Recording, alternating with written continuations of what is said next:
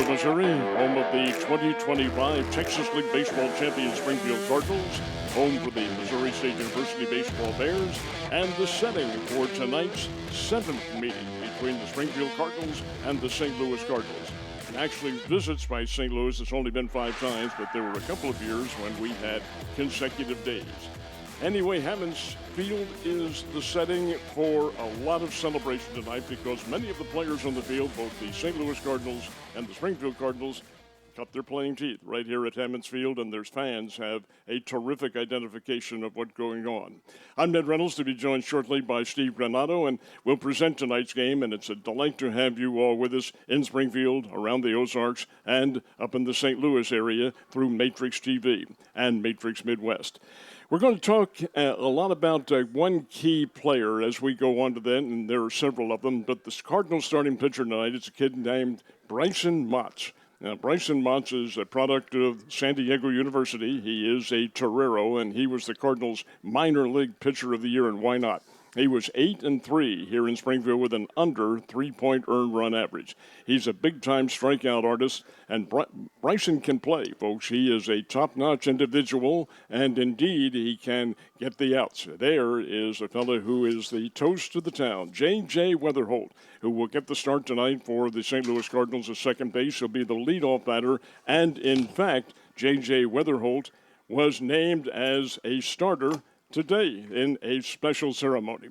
Well, that's the way we shape up tonight. Steve Granato will be with us in just a few seconds. It's the St. Louis Cardinals and the Springfield Cardinals. Should be a lot of fun, and we are delighted to have you with us on this telecast tonight. Hey, as always, wear that red. Go Cardinals.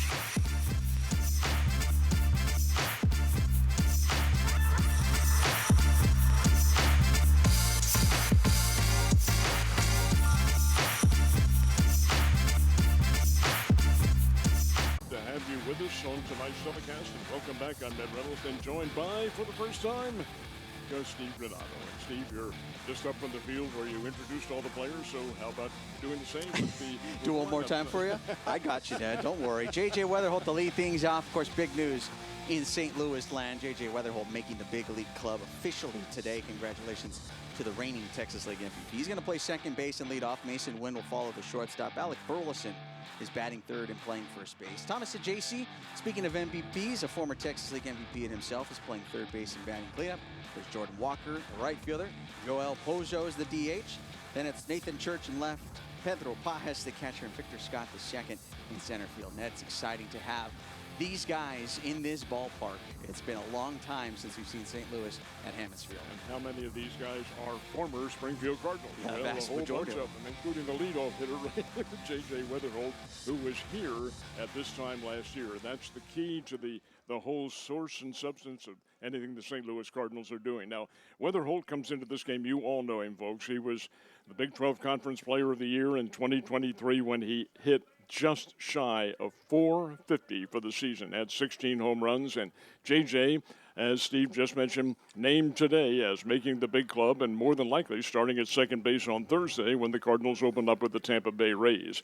Now, his spring marks are a little bit misleading, as are most of the Springfield Cardinals, and there's a reason for that, Steve. It's often a slow start for the hitters especially. Yeah, J.J. was swinging it very well here as Bryson Motts comes home with the first pitch, and he fires in a strike, and we are underway. Just a hair tardy tonight, Ned, and it's 6:06 against first pitch. But when it comes to J.J., and it comes to everybody, like you mentioned, the spring stats, you take as much stock into it as you want. Count is 1-0 to J.J. Weatherholt.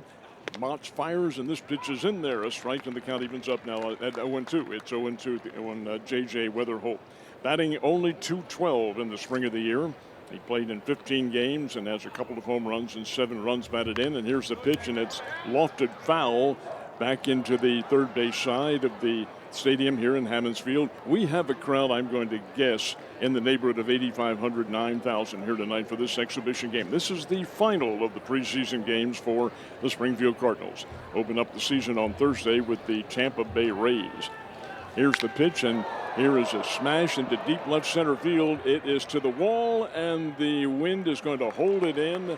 And the out is made by Colton Ledbetter, who's getting the start out in left field tonight. So J.J. Weatherholt with that long fly that starts things out. And Steve, we've got to mention the weather conditions. It was 87 here in Springfield yesterday. It is about 57 tonight, and that wind is coming in. Yeah, just a little bit. Ned, you've been here for all of the exhibition matchups in years past, so you know that it's a true coin toss when it comes to whenever these two teams meet at this ballpark. It is indeed, without question. This is Mason Wynn in 15 spring training games. He's hitting only 135, and that's not Mason Wynn, but by the same token, he will shape up. This kid's a really fine player, as all of you know.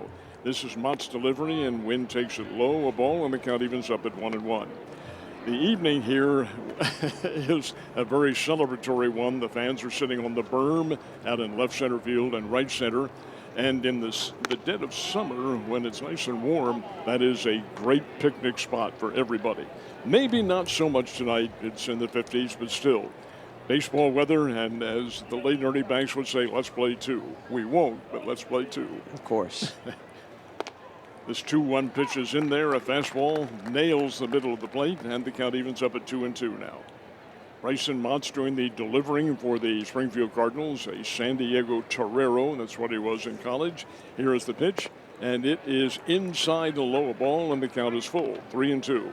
3-2 to Mason Wynn. Danny second in the Cardinals lineup and playing at shortstop. Full count pitch coming up from Bryson Motts. And the first walk of the evening, and Mason Wynn has drawn that walk. So it's 1 on, 1 gone, and the batter will be Alec Burleson, also another former Springfield Cardinal stepping in, and another one who has had a pretty good spring, batting at .316. Burleson's a key player, Steve, on the St. Louis scheme of things, a compensation pick out of East Carolina University, and a guy who is capable of the long ball. Motts fires a fastball that does not get the corner, and the count's 1-0. Of course, NL Silver Slugger last year, Ned. He did. Utility role. Burleson obviously coming into his own, made his impact here in Springfield, that's for certain. The check on first base, and here is Bryson Mott's delivery, and it's swung on and lofted foul back into the crowd. And the count is even up now on Alec Burleson, 1-1. East Carolina University is where he played his college baseball. And at that time, he was, an acronym here is COSIDA, which is the Sports Information Directors of America. He was a COSIDA Academic All-America at East Carolina. This pitch is a little bit outside and high, and the count now goes to 2-1 to Burleson. Did have a home run this spring with about 6 RBIs or so.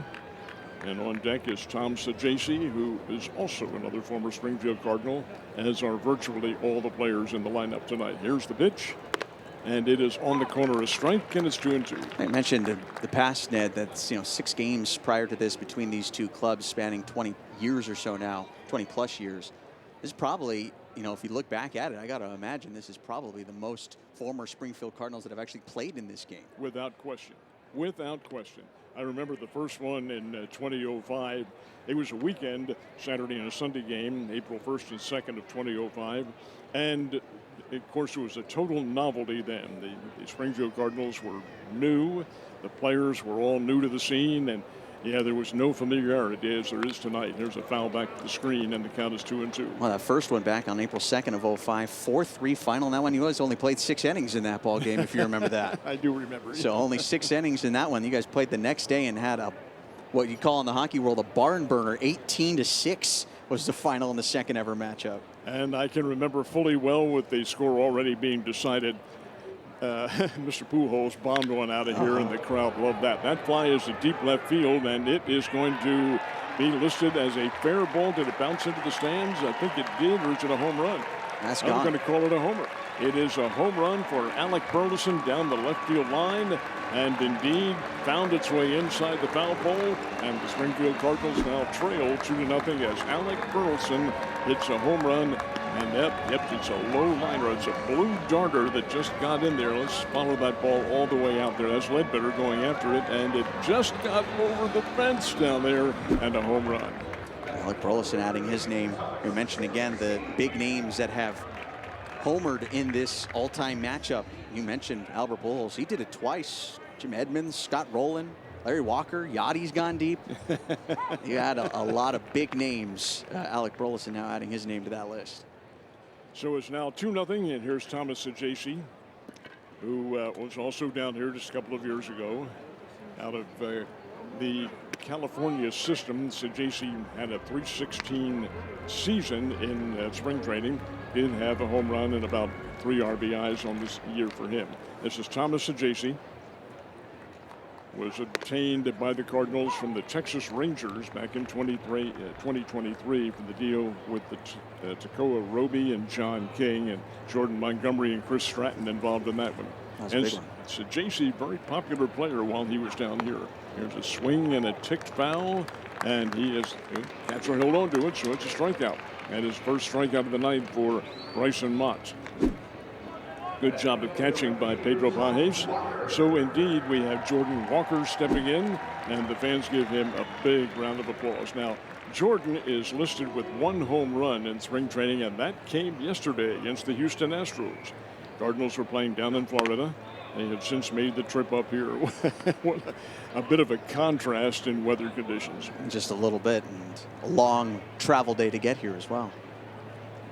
Count is 1-0 to Jordan Walker, who is hoping to really come to the fore. Here's a bouncing ball to third, fielded by the Cardinals third baseman. The throw is just in time, and that's Blaze Jordan who made that play. So down go the St. Louis Cardinals at the top of the first, but they do play 2 home runs.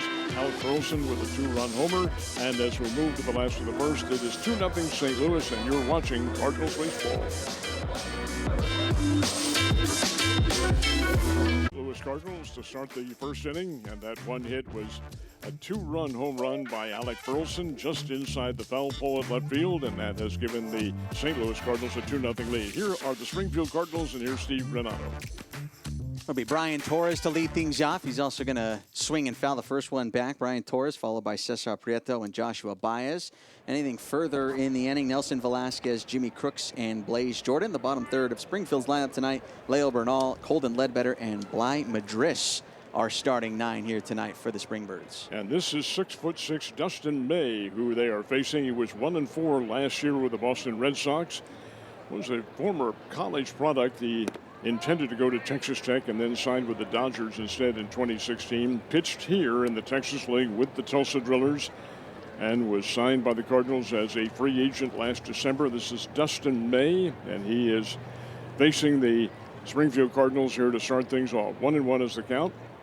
And this pitch is right down the middle. Brian Torres takes it, and the count is now 1-2. Torres played here in 2024 for a brief time, and indeed does have allegiance to the Springfield Cardinals. Let's see what Dustin May has to offer here. Big 6'6" kid fires, and here is a drive that is right at the middle, but look at Mason Wynn. That's why Mason Wynn is the big timer that he is. That's a big time play. Brian Torres, of course, he knows all about big time moments in a Springfield uniform. Good shift by Mason Wynn, read it the whole way, able to cut it off up the middle. We've talked about it already, Ned, but you know, we saw it in that first inning, that very first matchup. Bryson Motts, J.J. Weatherholt, big club members last year. And, of course, Brian Torres just 2 seasons ago was a huge member of this organization here at Springfield. This is Cesar Prieto. He is the shortstop, and he goes after one in the dirt, but it's a strike nonetheless. Prieto has seen times with the Chicago Cubs.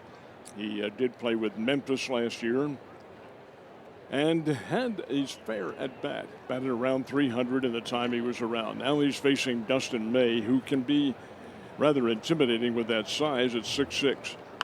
Here's a swing and a foul that's going back into the seats, and the count now on Cesar Prieto will go to 0-2. No balls, 2 strikes now to Prieto, with Joshua Baez on deck. And there's an individual on whom the Cardinals organization is really looking with favorable circumstances, but not that they all aren't. Here is Prieto. Here's the 0-2, and here's another foul right in front of home plate.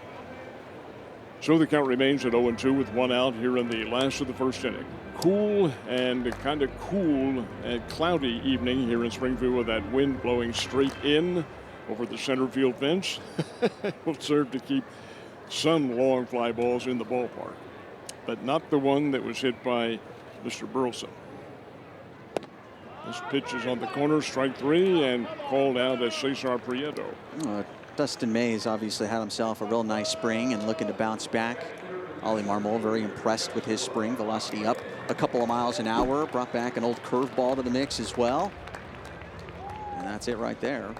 Going off speed and freezing Cesar Prieto for the second out of the inning. Center fielder is Joshua Baez, who is batting here. Baez ended last season with the Springfield Cardinals after playing so very well up in Illinois and then down here when he was Player of the Year. This is an interesting thing about him. He's a Massachusetts high school product. Born in the Dominican Republic, but went to high school in Massachusetts. Was the Player of the Year in that state, and indeed an outstanding hitter. He batted .284 during his time down here last year. This pitch is on the knees. The strike and the count is even, 1-1 to Joshua Baez, who is playing in center field. Has a world of power. Now we've seen it already this spring as well. Baez is going to start the year in Memphis in all likelihood. And he was such a huge asset on the offensive side last year for Springfield. 16 home runs, and Baez can hit that ball, folks. He's a big kid, big and strong, and was an all-around athlete in the state of Massachusetts. Decided to forego the college experience and signed on with professional baseball. You mentioned big kid, and I don't know if this is possible, but Baez is bigger than the last time we saw him here in Springfield. Those weights will do wonders. Yeah, he added something. He added some extra sets on this offseason. I saw him before the game started and went, man, this guy's gotten even bigger if that's physically possible for Baez. Does prefer to be called Joshua as opposed to Josh, so we will honor that request. It's 2-2 to Joshua Baez, batting third here for the Springfield Cardinals in the last of the first inning. 2-0. St. Louis has the early lead. Waiting for the pitch from Dustin May, and here it comes. 2-2 delivery to Joshua Baez, and he swings and lines it fair down the right field line. It's past the diving right fielder Jordan Walker, and here is Joshua Baez going to hold it second with a double. Line drive double to right field. Walker gave it the old literal college try on this one and did not come up with it. Watch that dive. That's a nice, at least, try by Jordan Walker. Yeah, Walker going all out. Joshua Baez going all out as well. That's a nice part about playing this game at this stage of the quote-unquote off-season. These guys are pretty much full game speed now. So Jordan Walker fully lying out, fully going for it. As in a couple of days, that's what he's going to have to do. He will indeed. This is Nelson Velasquez coming to bat now. Velasquez last year was with the Kansas City Royals. Cardinals picked him up. Potential long ball power. Hasn't really been around long enough to be able to display it. Was with the Cubs and with the Royals. Played it, but he is an old pro. Nelson Velasquez has been around. That is Baez with that line drive double. Here's the 0-1 delivery. And a half cut to take on a breaking pitch. May bent that one in at the knees, and the count now goes to 0-2 to Velasquez. Nelson Velasquez doing the batting here for the Springfield Cardinals. Probably is, I would assume, well, you assume they're going to stay here, but he may not. He may end up in Memphis as well. Here's the 0-2 pitch coming up. May looks it over, looks at second.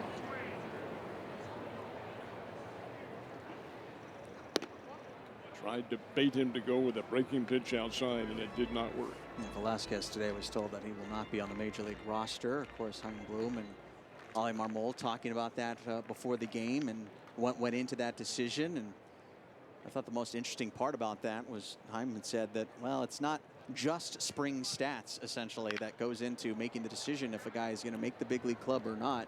You know, you take a look at all available information. You look at the past. You look at where he's projecting, all things like that. It's not just, oh, well, he had a great spring, which, of course, he did have a great spring. And Nelson Velasquez showed up and did everything that the organization asked of him. And, you know, they still don't think that he's not going to be a part of it moving forward. It's just not the opening day roster for Nelson Velasquez. But moving forward, they are keeping their eye on him, of course, as he plays in Memphis for the first couple of weeks. If he got that kind of a report card that he is a possibility later on to come up, one would have to assume he goes to Memphis then. Yeah, so he'll be in Memphis to start 2026. But like I said, he is very much made his presence known thanks to a very strong spring.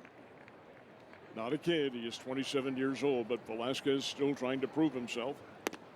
Takes one outside. Good eye. Really good eye, because Dustin May broke that one in on the corner, but it did miss. So the count is even now, 2-2 to Velasquez with a runner on second base. That runner is Joshua Baez, who doubled down the right field line. Here's the 2-2 pitch coming up. A little bit low and outside, and Dustin May, he wants to catch that corner. He keeps trying to bait Nelson Velasquez with the outside pitch, and Velasquez hasn't gone for it. So we have a full count now, 3-2. Jimmy Crooks is on deck for the Springfield Cardinals. Here's the full count pitch coming up. Let's see what May offers. Bouncing ball, it is out toward third, easily handled by the third baseman. That is Tom Segasi, and he throws his man out at first, and the side is retired. So we have completed 1 inning from Hammonds Field in downtown Springfield. It is the St. Louis Cardinals who have the lead, 2-0, and you're watching Cardinals baseball.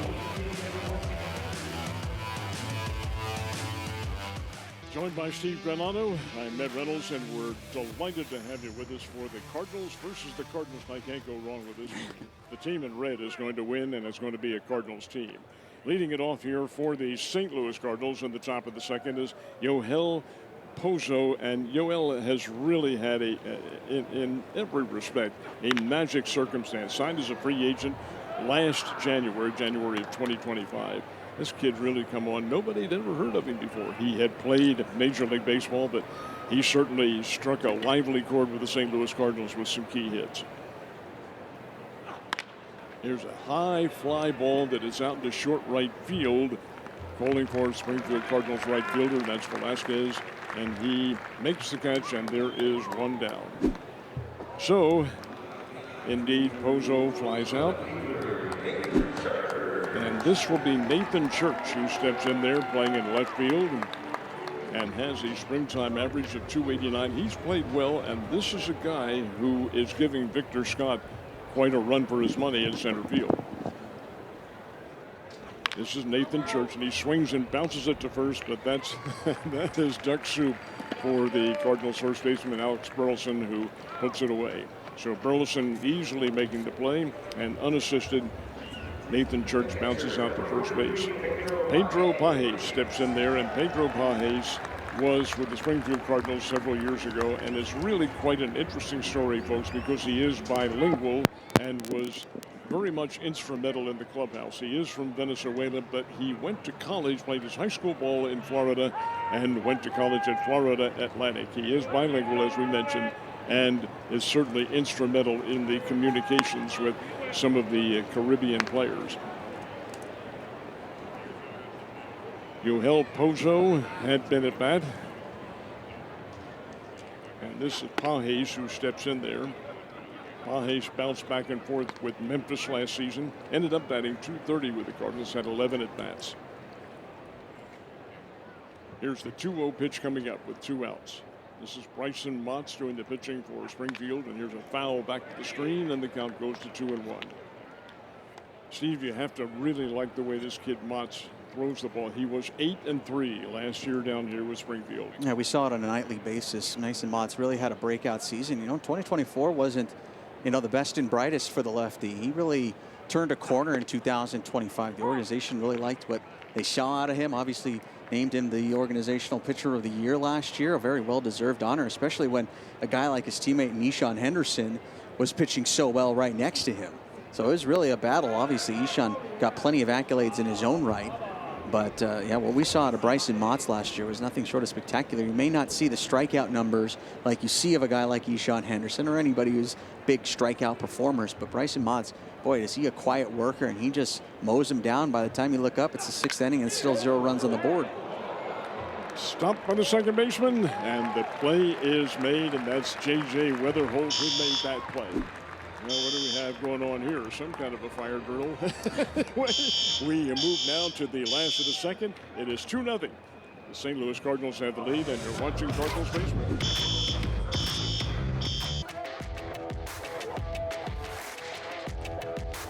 We head to the 3rd inning here. Jimmy Crooks to lead things off. apart in the bottom of the second inning as Jimmy Crooks goes to lead things off. The 2024 Texas League MVP, Jimmy Crooks. And he gets one right on the shoulder to begin the inning. Dustin May catches him in the right arm. So Crooksy is going to take first base. Well, that is not something you want to see. Jimmy Crooks from Oklahoma, the Oklahoma Sooners. He got one in the arm. He's kind of laughing about it. So is Burleson. But anyway, a runner on first base now, hit by a pitch. And here's Blaze Jordan. Blaze Jordan has never been a Springfield Cardinal. One of the very few on the field here tonight. Blaze, of course, acquired in the trade not too long ago at the deadline. First pitch to him, he'll foul it off into the first base dugout, which is serving a little different here tonight, Ned. The first base dugout is the St. Louis dugout, which of course is the away team. Here at Hammonds Field, first base is typically the home dugout. There's a whole hodgepodge of movement that has happened here tonight to make sure tonight goes off with as few hiccups as humanly possible. You mentioned that Jordan came over in a trade, and he did. It was for Steven Matz. But indeed, Blaze Jordan played when he came with the Cardinals at the trade deadline, for the most part with Memphis, did not get up with a big club. Does have experience, though. Was a prize product for the Boston Red Sox, and Cardinals saw something in him, and they have him now. Next offering, he'll chop one on over to second. Here comes Weatherhold on a backhand flip. Mason Wynn on, no, not on the tracks, or they're going to say out of the glove, so safe at second base is Jimmy Crooks. That will have to go down as an error on the shorts. Is that on Mason Wynn? I believe it was. They erred on Mason Wynn, and the umpire ruled that indeed it was not in the transfer. Let's see what happens here. Yeah, that's a good call by our second base umpire, Chandler Durham. It looked like it hit off the edge of the mitt there of Mason Wynn. So it brings up Leo Bernal. Of course, coming off of a WBC stint, only 4 games logged in spring training this season, as he lines the first one right to JJ, and he'll put that one away for the first out of the inning. Line drive right to Weatherhold, who was not disturbed by the play at all, kept his concentration and nails that line drive, and that brings up Colton Ledbetter, who's playing out in left field. I'll tell you, Weatherhold has all the athleticism and all of the focus of a major league star. I think that's a prediction coming from the media here. He's going to make it big time. By the way, they will rule the Blaze Jordan play a fielder's choice, so no error on the no play. Error. No error on the play. That first offering misses down, and this is Colton Ledbetter. Speaking of acquisitions and non-former Springfield Cardinals, Ledbetter has not played in this league. So he awaits in the left-handed batter's box. The chance for Springfield to answer back to their parent club. Next pitch, it'll be a soft dribbler on the right side that rolls foul. How about this, Ned? We'll talk a lot about the history. We've already talked a lot about the history here tonight, but we'll talk about the history. The 5-man rotation that'll be with St. Louis to begin 2026, as we know it. All 5 pitchers, including Dustin May, strangely enough, have pitched in this ballpark. At one time, yeah. At one time or another. 4 of them, of course, were former Springfield Cardinals. But one of them, the one on the mound, was not a former Springfield Cardinal. As the 1-1 comes home, and yes, he did, does Ledbetter. It's 1-2. Dustin May, you have to go back a ways. But Dustin May, a former Tulsa driller. Yeah, we mentioned that he had pitched when he signed with the Dodgers. May did get a couple months of Double-A experience with the Drillers back then. But yeah, he has the experience. Now, whether or not he pitched here, that part I don't remember. He did. I have it for you. 2018, 2019, Dustin May pitched here a couple of times. Of course, at that time, Dustin May was fantastic. It was a rising prospect in the system. Still is good. Obviously, we talked about how strong of a spring Dustin May has had. 6'6", 6'7", somewhere around there. Now, does he often hit batters and pitch them close like that? Well, he definitely doesn't hit his potential catchers. I can tell you that much. Here's a grounder that hits off of the mound, and it gets in and out of the glove of Mason Wynn. His throw to first is not going to be in time. So a couple of balls out of the glove of Mason Wynn, a normally sure-handed shortstop. It's going to allow the Springfield roster to load the bases here in the second. They are indeed jammed with 1 out. That'll go down as a single for Colton Ledbetter. And this is a kid who is relatively new. He's out of Colorado Mesa, and his name is Blythe Madras. Did I get that one right? Bly Madris, you're right there. I'll give you a 99%. Bly Madris, another one of those non-former Springfield Cardinals wearing this uniform for the first time as he fouls one off his foot. So Bly Madris. So he does pronounce it Madris then. So he is looking at a bases-loaded one-out situation. Bly Madris, and he is the DH tonight for the Springfield Cardinals. Big opportunity here, trailing 2-0. And you're right, Ned. Official ruling is a single there for Colton Ledbetter. No balls and a strike. The pitch on its way home now, and Ledbetter will watch a strike at the knees. I beg your pardon, Madris will watch a strike at the knees. 8 games played in this spring. Also another likely candidate to be in AAA Memphis this year. Free agent signing. A little bit later on, we'll explain some of the logistics involved with both the Springfield Cardinals and the Memphis Redbirds, because they are coexisting here as a combined team against the St. Louis Cardinals. And the logistics involve the fact that Springfield's players who will officially end up with this club are going to Memphis for this team to work out. Their season, the Memphis Redbirds, opens a few days before the AA season. That's true. Of course, St. Louis gets going on Thursday as Madris comes up empty and goes down on strikes. Second strikeout for Dustin May. Really a really good breaking pitch too, with good speed on it, and Madris simply couldn't catch up with it. So that's 2 down, bases loaded. Boy, the Springbirds want to make or take full advantage of this circumstance as Brian Torres comes to bat. Bases juiced for Torres. Mentioned Brian and his exploits here in 2024, a massive part of the 2024 club when he was signed out of the American Association, which is indie ball. And he has really become something of a prospect as he dribbles one on over to second base. Weatherholt across the body. The bases get loaded for Springfield. They do nothing with it, however. A hit batter, a couple of bobbled baseballs, but exhibition as it were. As we wrap up the inning, we go to the third with a 2-0 St. Louis lead.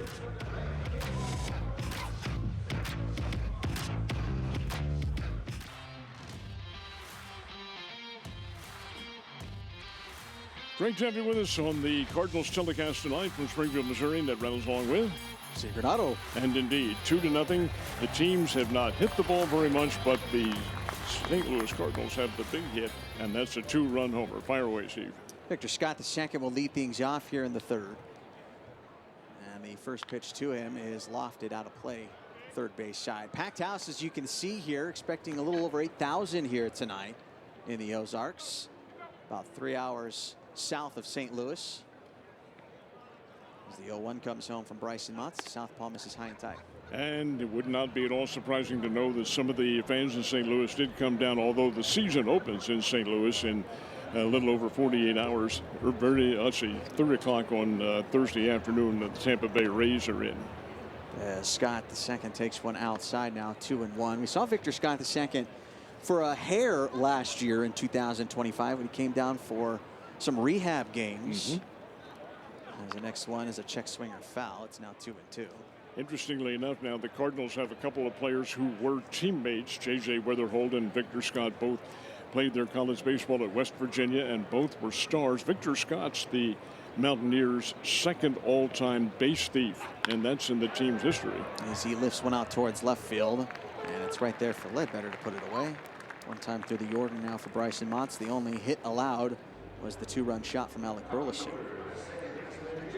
I talked to JJ as he comes to the dish here. I talked to JJ when he first got to Springfield, very early on in his Springfield career, just shy of a year ago.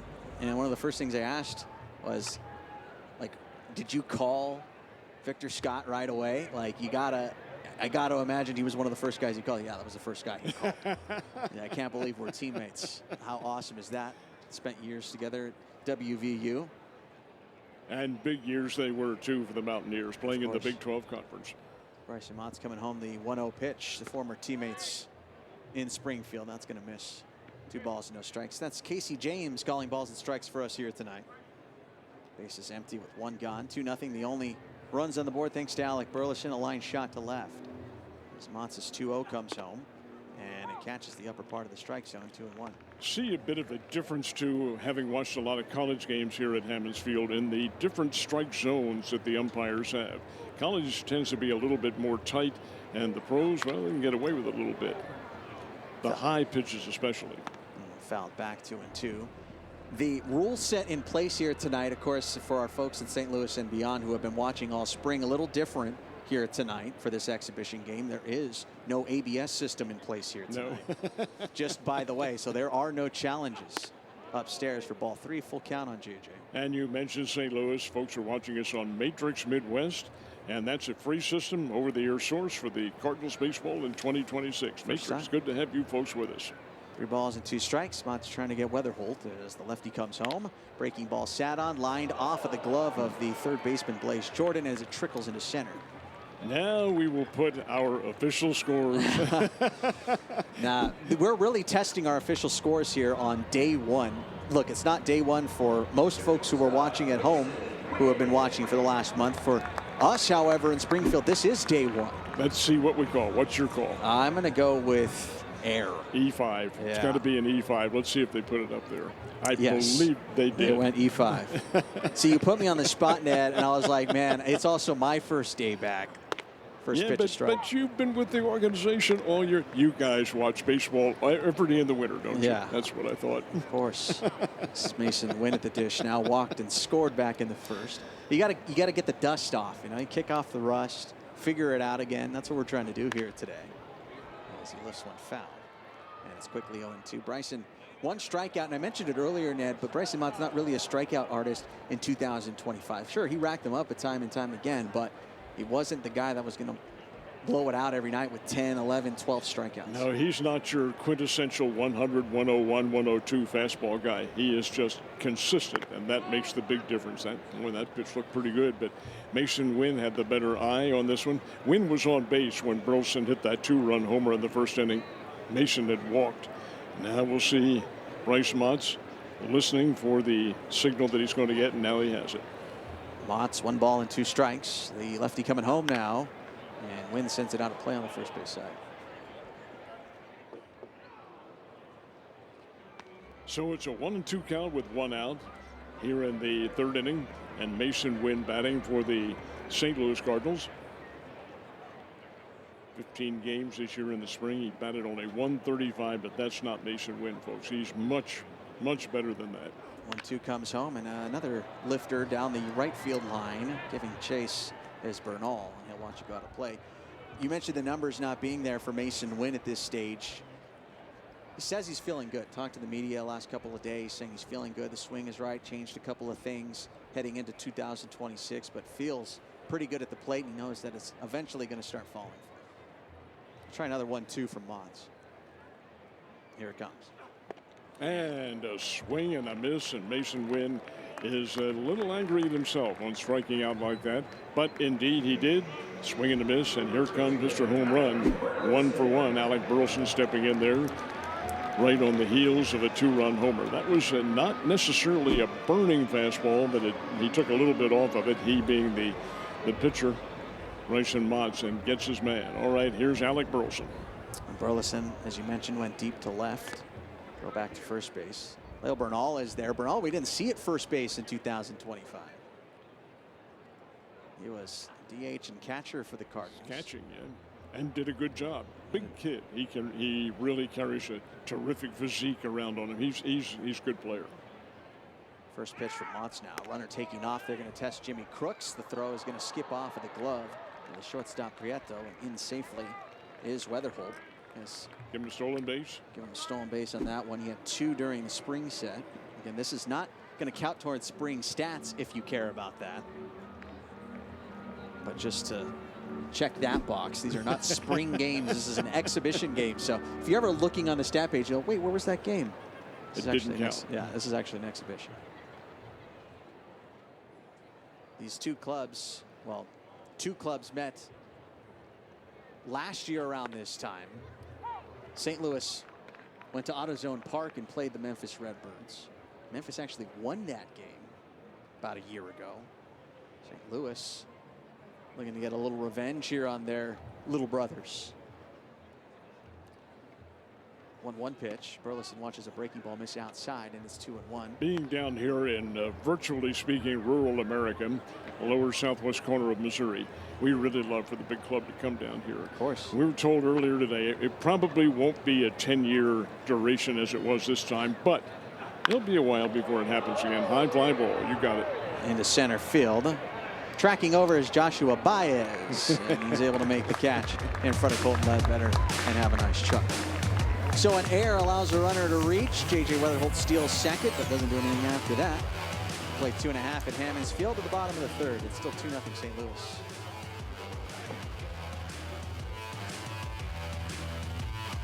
Delighted to have you with us on the Cardinals telecast tonight, both in Springfield area and the Ozarks and up in St. Louis on Matrix Midwest. I'm Ned Reynolds, joined now by, and we will introduce him in just a split second. This is Cesar Prieto, who is the leadoff batter for the Springfield Cardinals, struck out his first time up.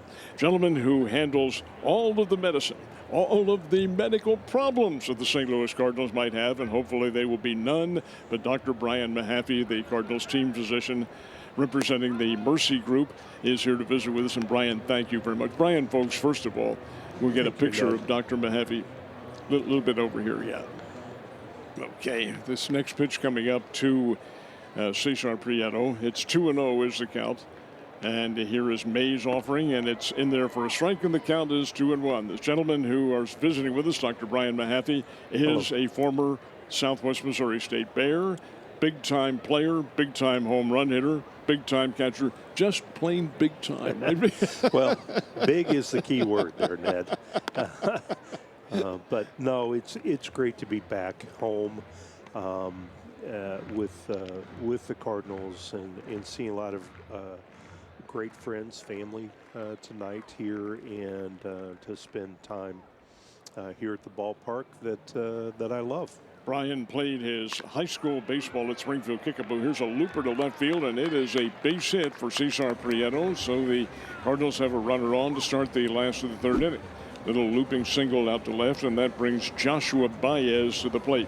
Played your ball at Springfield Kickapoo and then Southwest Missouri State. That takes you back to, what would you say, 83, 84, 85 in that vicinity? Yeah, I played 85 through 88 for Coach Gutton and for the Bears, and my junior year was our first year we went to the NCAA tournament. So we had a lot of success. We won the conference all 4 years that I was there, so very proud of that. I can remember that very well, especially your NCAA tournament invitation. I was still active in TV then, and covering the games and covering the celebration. Seeing Coach Gutton run out of the office, and we're totally beside him. So it was in Arizona. Yeah. Is that who you guys We played at Arizona State. We played Arizona State the first night. Had about 7,500 people cheering against us. The next night we played Pepperdine, and about 7,500 people cheering for us. So it was a great experience.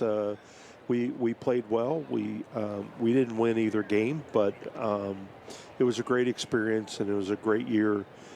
Great teammates, good friends, and we're still very close. But we're coming up on next year. Will be 40 years if my math is correct.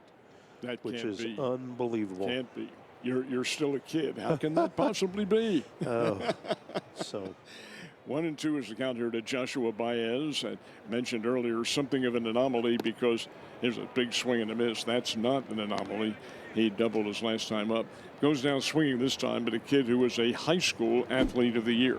This will be Nelson Velasquez, who is coming up, and there's the replay. Now, Doctor, when you're down there, now your specialty obviously is orthopedics and so forth and so on. Is there a common factor in injuries that you see, especially in spring training or during the season?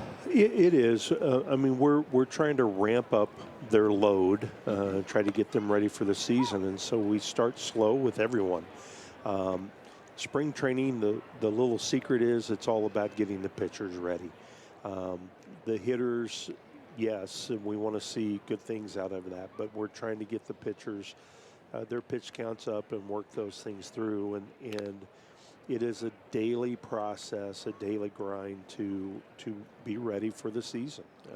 And I think we are. We're very lucky. We've got some great young talent that is very hungry to prove what they can do. Do you, as a physician, and this is a question of ignorance, here's a little loop around the left center field, and it is going to be grabbed. Good running catch there by the Cardinals center fielder, Victor Scott. He goes over and makes the grab. So there are now 2 down. A strikeout and that fly, that was Velasquez, who flew out to center field. My question actually was going to be around Velasquez, older player, a guy who's been around, been to a number of spring trainings. What do you tell them as opposed to the rookies in terms of their training? You know, they come in anymore. It's a full-time job for them. And they know what they need to do individually to get prepared. And then, you know, with a lot of the new players in the program, it's matching what they've done previously with what we want to accomplish from our program of doing that. And for the most part, it works very, very well all the way through. And it's just not with the orthopedics, it's nutrition, it's mental health, it's our athletic trainers, our physical therapists. It is all hands on deck, our strength and conditioning coaches. We have our new complex down in Jupiter that is beautiful, and we couldn't be more thrilled. It really expanded our space a lot, I'll put it that way. Now, like a lot of the other players, have you found the Florida climate to be much to your liking in terms of residence, or are you up in St. Louis?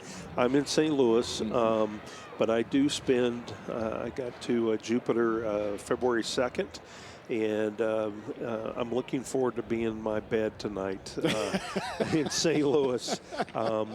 You know, I really do enjoy the Jupiter area. It's beautiful.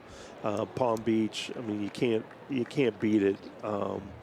But everyone, we're ready to be back home and get the regular season going. Tell you, Brian, the golf tournament this weekend was at Palm Harbor, which I assume is fairly close to where you were, but they played on a course called the Copperhead course. Yeah. That's not exactly inviting. No, there are a lot of great courses down in that area. I didn't see a copperhead. I did walk up on a frozen iguana the first week I was down. I can imagine that. And it was about a 5 foot. I didn't test it to see if it was still around. I just walked around and let it be. But the frozen iguana thing is a real deal. And they did fall off the trees, yes, as the news folks would tell us. It's a full count here on Jimmy Crooks. Runner on first with 2 outs here in the last of the 3rd inning. Here's Dustin May's pitch, and it's lifted high into left field, but it should be easy pickings for Nathan Church. It is, and the side is retired. We have completed 3 full from Hammonds Field in downtown Springfield. The St. Louis Cardinals, on the strength of a 2-run homer, have the lead 2-0, and you are watching Cardinals baseball.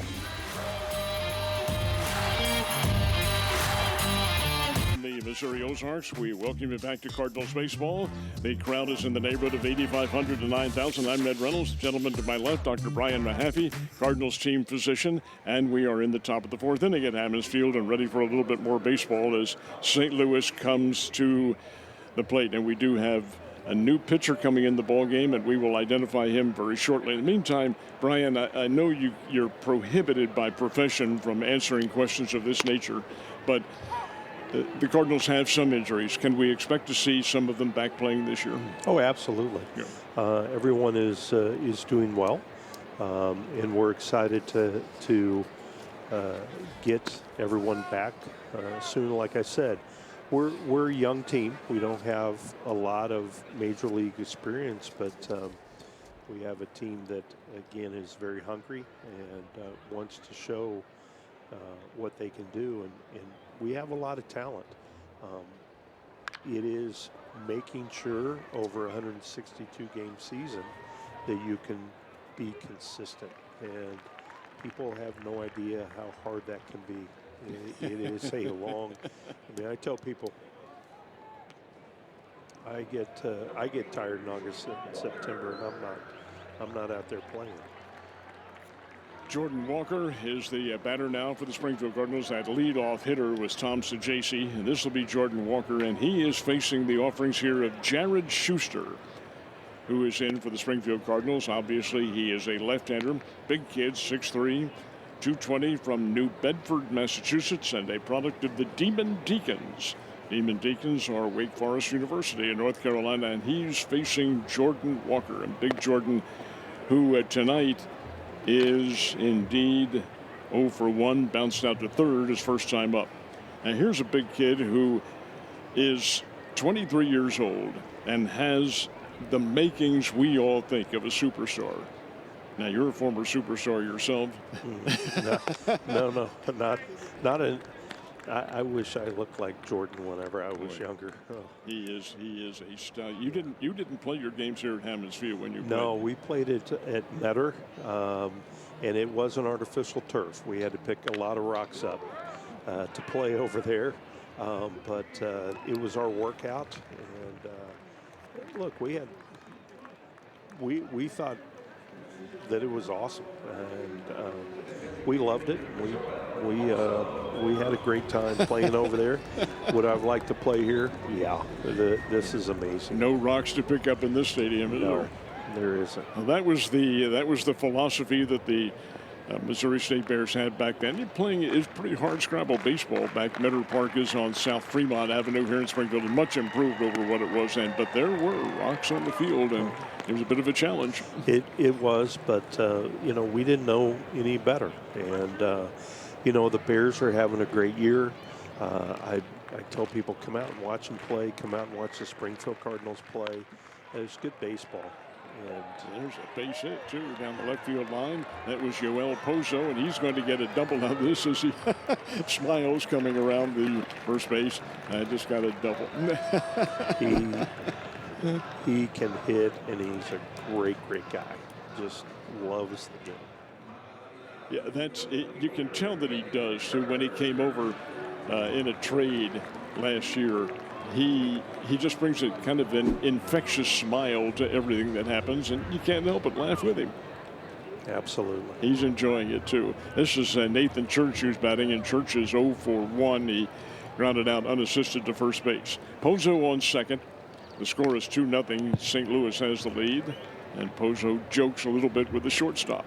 Do you see, Brian, a pretty good clubhouse chemistry with this team? Absolutely. I think they're all pushing for each other to be successful. One of the things that did change this year is with the new facility, the major league guys, the minor league guys are mixed in with the bird feeder, the cafeteria, in many ways. And I think that was a very positive thing with this team and this organization.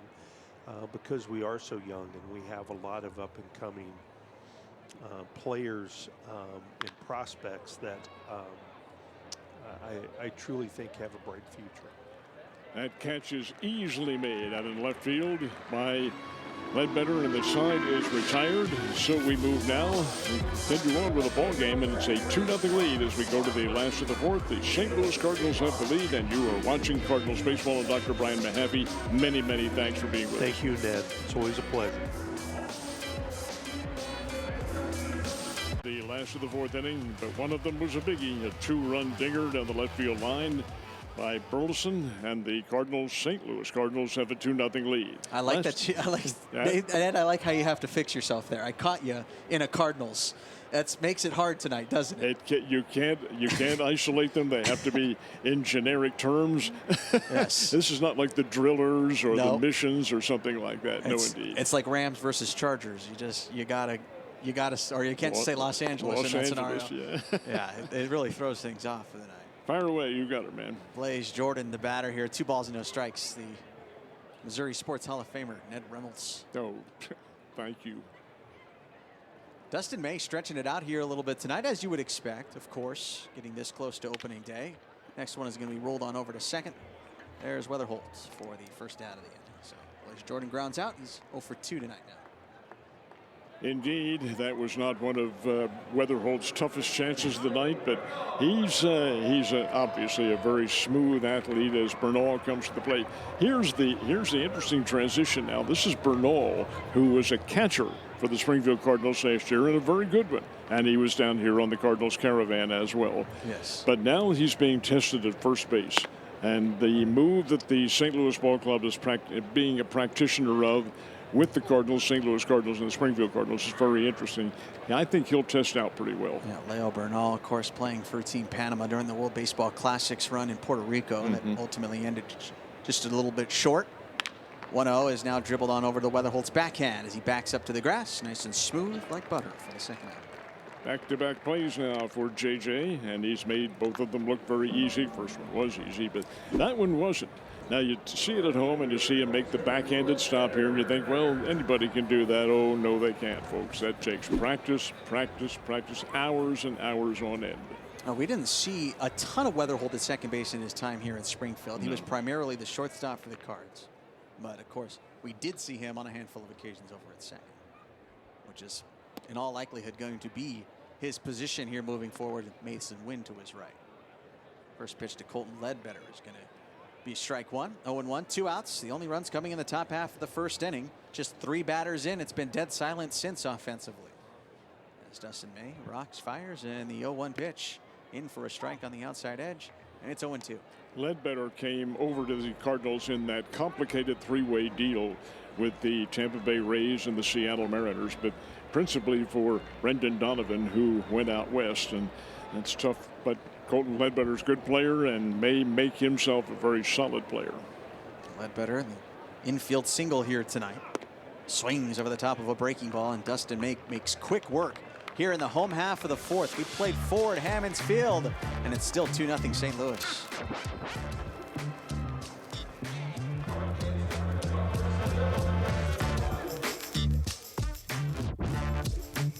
Cardinals telecast, and it is both St. Louis and Springfield as the Cardinals' Pedro Pajes steps in there to start the 5th inning. Steve Granado calling the shots. Fire away, man. Pedro Pajes 0 for 1 here tonight with a ground out back in the second inning. And he'll line the first one, and it's snared over at second base by Brian Torres. I think he may have lost the ball. Yeah, it came right out of the mitt. Torres, when he was here in 2024, was primarily in the outfield. Of course, he has been quite the journeyman defensively. Came up as a catcher in the Brewers system. Ultimately let go by Milwaukee. Went to the independent route. Switched things up and started playing everything else basically. Now finds himself a utility man. Again, we anticipate seeing him more in the outfield, but playing second base here tonight. So Pajes reaches first. The first offering on its way to Victor Scott the second. He swings through it. Jared Schuster still on the mound here. Did not see any official ruling. Have they decided what that's going to be? They're going to give a single to Pedro Pajes. Like I said earlier, Ned, they're really testing our scores here tonight. They are. First time through. As that pitch misses inside, 1-1. I guess it's better to just get it all out of the way right away, right? First game of the year. Just there are many more to go. Yeah. 138 games to be played for the Springfield Cardinals. Of course, St. Louis Cardinals got a little bit more than that. The 1-1 pitch is a bouncer foul, first base side. The Springfield Cardinals opened their season away from home in Amarillo, Texas against the Sod Poodles, and that will be the latter part of next week. Next week coming up, not this weekend, but next weekend. But indeed, 3 games on the road and then the home series. And hey, the season will be underway. Yes, it will. Tulsa Drillers will be in town. Dustin May's former Texas League club. As the 1-2 comes home, Victor Scott watches strike 3. Out of there. Right on the outside edge as Schuster catches him looking on the corner. First strikeout for him. Really good pitch here by Schuster. He nailed the man with an off speed. And I say off speed from what he had been throwing. He throwing some real serious smoke, and now this time he fires one a little bit off, and Victor doesn't like the call, and you can understand that, but he is out of there. How about this, Ned? We mentioned just kind of historically, so 6 all-time matchups for runners taking off first pitch, and they're going to let him take it. So an easy stolen bag for Pedro Pajes, who didn't even have a stolen base attempt throughout spring training in 14 games. And he swipes second on Jimmy Crooks. And he may be laughing down there, too. That's what's great about these games, too. I'll get back to the historical, but I love about games like this is really all it is for bragging rights. By the way, this is Brody Moore pinch hitting. So Weatherholt's day is done. JJ ends up going 0 for 2, reaching on an error. So this is Brody Moore hitting for JJ Weatherholt.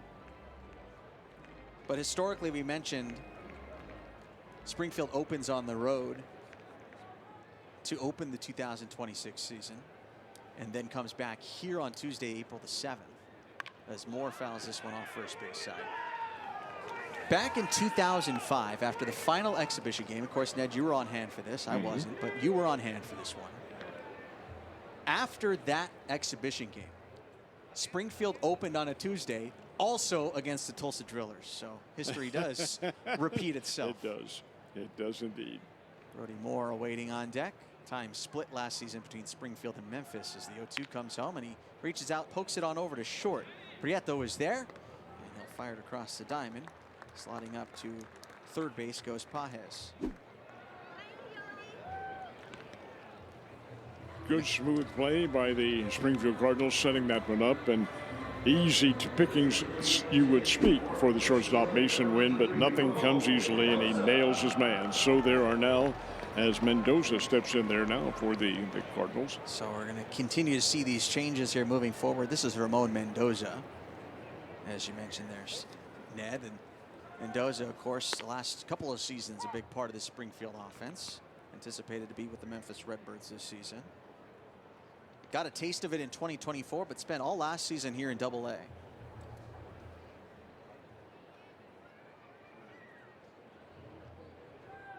Next offering is going to miss outside. So if you're scoring along at home, get ready, because here we go. We will be going through a lot of changes here for the next couple of innings. You fully expect that too in this game. Just the nature of the way it's being played. You're testing out a lot of players, and in some cases, not all certainly, but in some cases, their final destination is riding on perhaps this game and how they play and whatever determinations are being made by the front office, many of whom are down here tonight. Mason Wynn, the batter, and the count is 2-1. Mendoza taking. I beg your pardon. Mendoza's the batter. Yep, I told you it's going to be a revolving door here moving forward. 2 balls and 2 strikes. Mendoza on field for the 2025 Texas League Championship clinching game in Midland, Texas last September. He had a couple of big plays defensively in that championship game, which ended up being a rout, by the way. It was. And a fun one.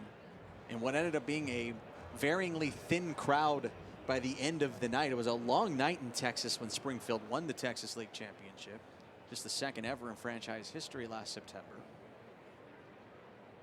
As the 3-2 pitch, Mendoza takes one outside, so he'll walk. So Ramon aboard via a walk. That is just the second walk issued by Springfield pitching. And the first from Schuster. Bring up what would have been Alec Burleson's spot. This is Trey Page batting for him. Page, speaking of the championship clinching game, was the guy who caught the ball at first base when that game came to an end. We're going to get a mound visit here. This is Ben Johnson, I believe. I will tell you a little bit. Trey Page. And we're seeing a lot of newcomers, as you would expect, coming in here. And Trey Page may be one of them. May stay with the club, may not. You never know. Trey Page playing for Springfield. Anticipated to be with Springfield this season.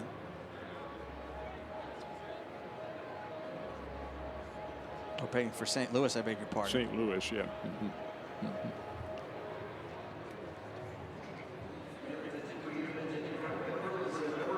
So Burleson is out after homering back in the first inning. He ends up going 1 for 2 in his final tune-up.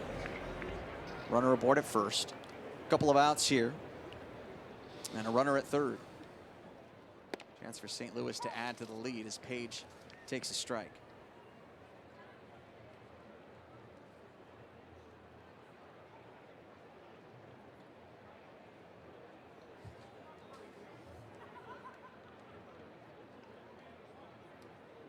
A 1. And he'll take another one on the outside edge for strike 2. Runners at the corners. Opportunity here to plate some runs for the Cardinals. Already lead it. That's the St. Louis Cardinals, 2-0. But here you have 2 outs, and let's see what comes up with this combination of pitches here. The 0-2, and Page lost one out towards right center field, chasing his Baez. He's got a beat on it. He'll put it away with ease. So not much here for St. Louis. They get a couple base runners. They're walking an infield single. It's been a quiet night offensively on both sides of the ball. Just one big blast is still the difference maker. Bottom five coming at you, 2-0 St. Louis. Cardinals baseball, and delighted to have you with us, Ned Reynolds, along with Steve Granado. There's the gentleman who's being honored as the veteran of the night. His name is Robert Hopkins, and he has served most recently in the Army, and we offer him our congratulations as well as the standing ovation. Okay, new pitcher comes into the ball game. This is Justin Brule, who is coming in for St. Louis. Fire away, Steve. Justin Brule taking over for Dustin May. Pitched very well here tonight, May did. A late pitch clock violation on Justin Brule. There's going to be some minor tweaks to that, by the way, this season in the minors, Ned. Very minor tweaks to a couple of these pace of play rules moving forward at varying levels, by the way. That's going to be a strike, so it's 1-1. Brole's a kid who was acquired from the Cleveland Guardians back in January, and it was a strictly cash deal. He's been around. He's pitched for the Dodgers and the Rockies and the Blue Jays, and played his ball at Cal Poly St. Louis Obispo. And, oh yeah, hey, look at this. The two mascots getting together, and yes, they're enjoying the game. Feet are up, and popcorn is available. That's what minor league baseball is all about right there. If you've never been, by the way, highly recommend a trip down the freeway to pay us a visit here in Springfield. The 1-2 is going to miss outside. This is Bly Madris, by the way. Of course, Louis and Fred Bird hanging out right behind home plate, so you get a good look at that.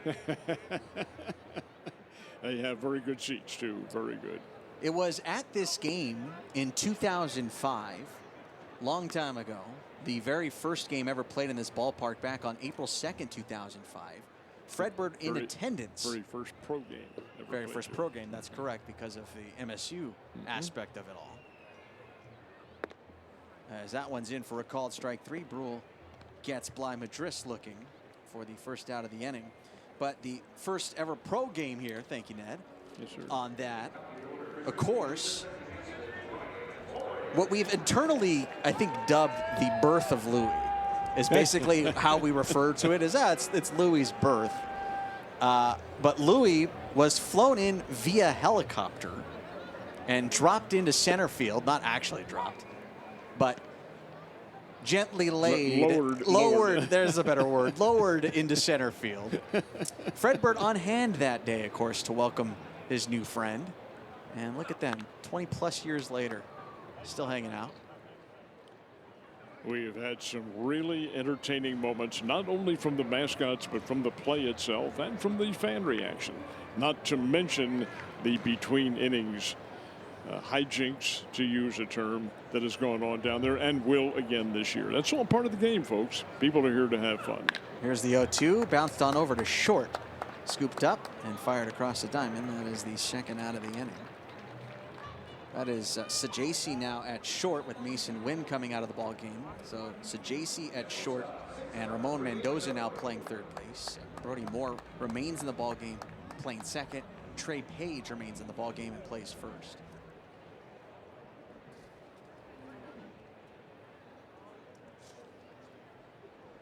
This is Cesar Prieto. Take one off the inside edge from Brule.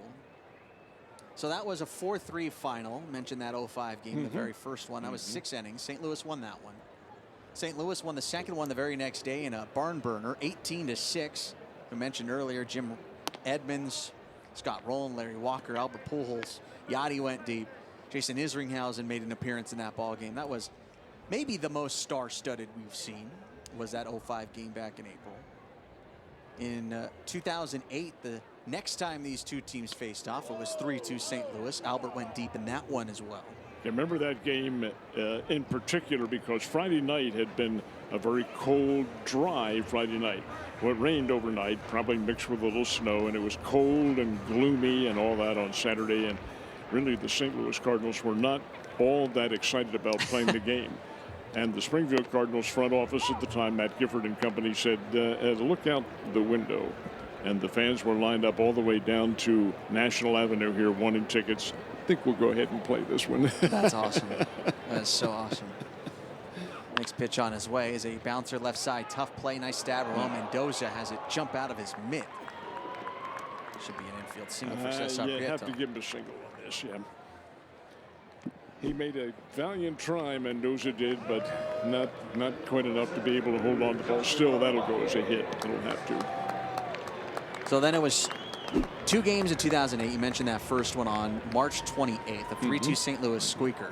The only ever win for Springfield came the next day, March 29th of 08. It was a 10-3 rout, as a matter of fact. We had it on television, both of the games, and in that one, and that was the cool and rather damp game. Boy, the Springfield Cardinals were hitting the ball all over the lot, and it was a revelation because they did have a very good baseball team.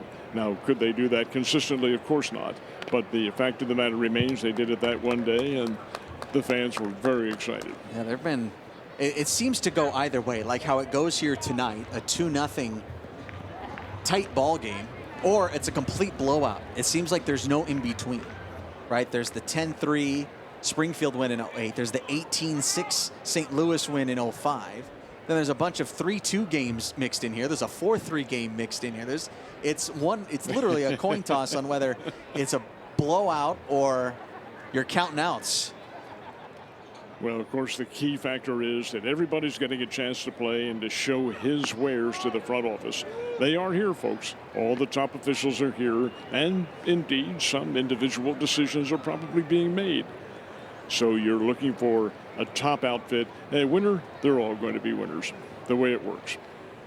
The 1-2 pitch to Baez is a nubber off the end of the bat over to first base, and will be soloed there for Trey Page, and that'll close down the home half of inning 5. Springfield still yet to touch home. We haven't seen anybody touch home since the first. 2-0 to the 6th.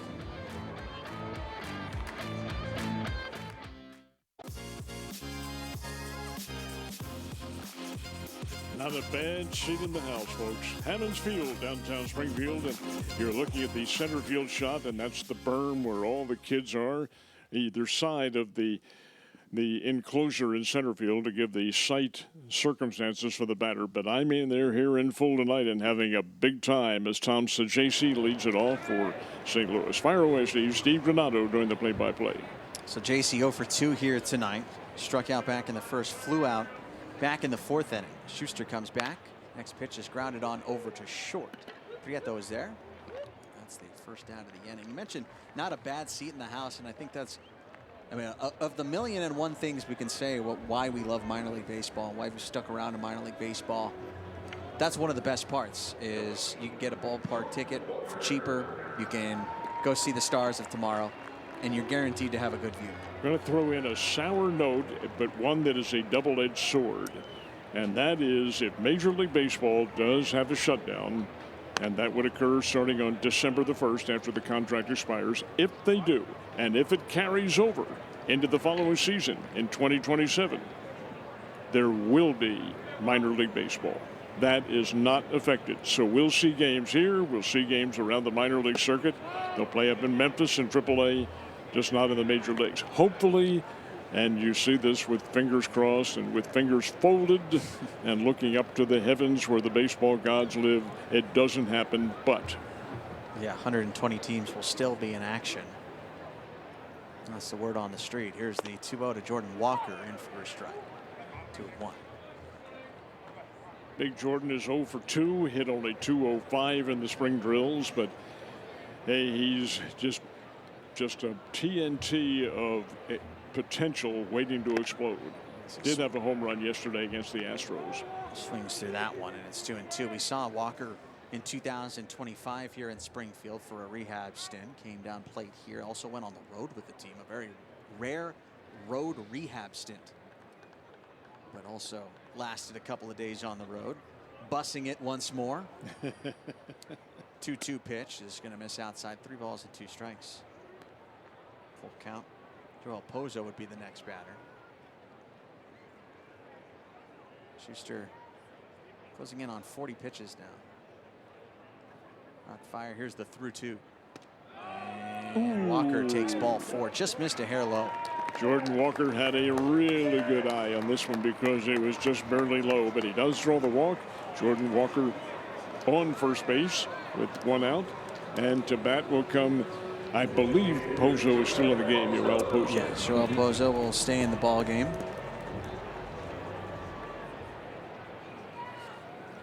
Let's see what Mr. Pozo can do, because he is 1 for 2 on the night. Did have that double.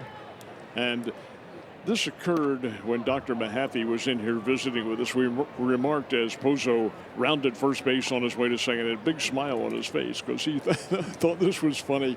And that's the key to this individual. He carries a great sense of humor around with him. He's one of those joys in the clubhouse. Joel Pozo, 1 ball, no strikes. Schuster's pitch. Grounded sharply, diving stop on the backhand by Blaze Jordan. Back to his feet, 2 skips to first, and a nifty play by Blaze Jordan. That's big time, folks. Blaze Jordan, who came over as a highly talented prospect from the Boston Red Sox, makes a spectacular defensive play, and it's 2 hops.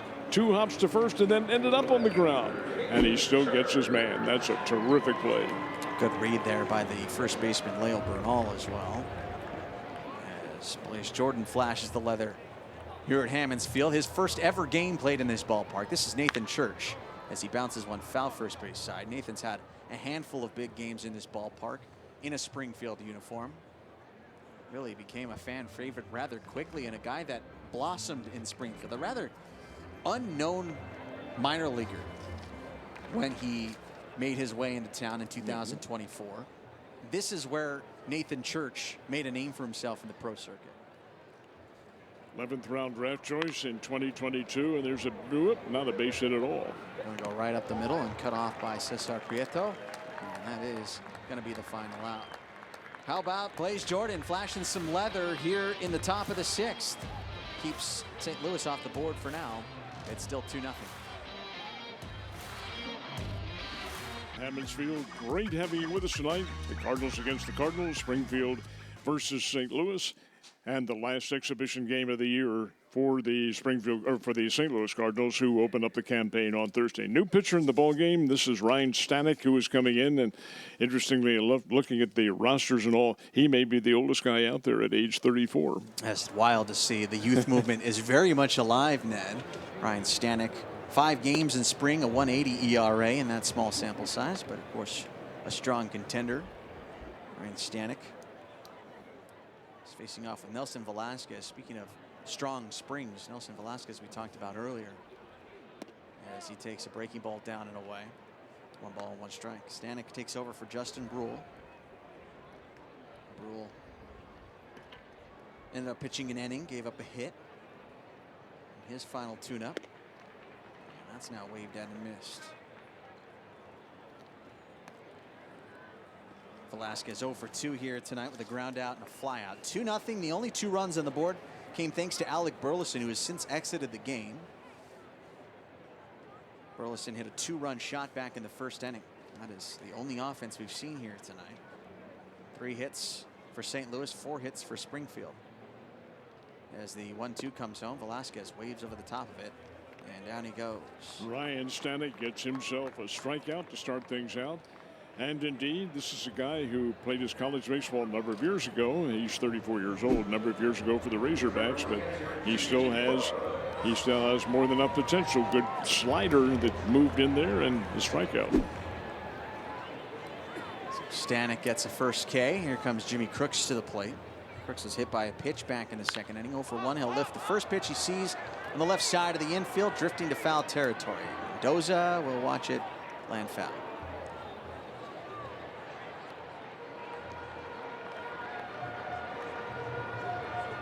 Jimmy Crooks, the 2024 Texas League MVP.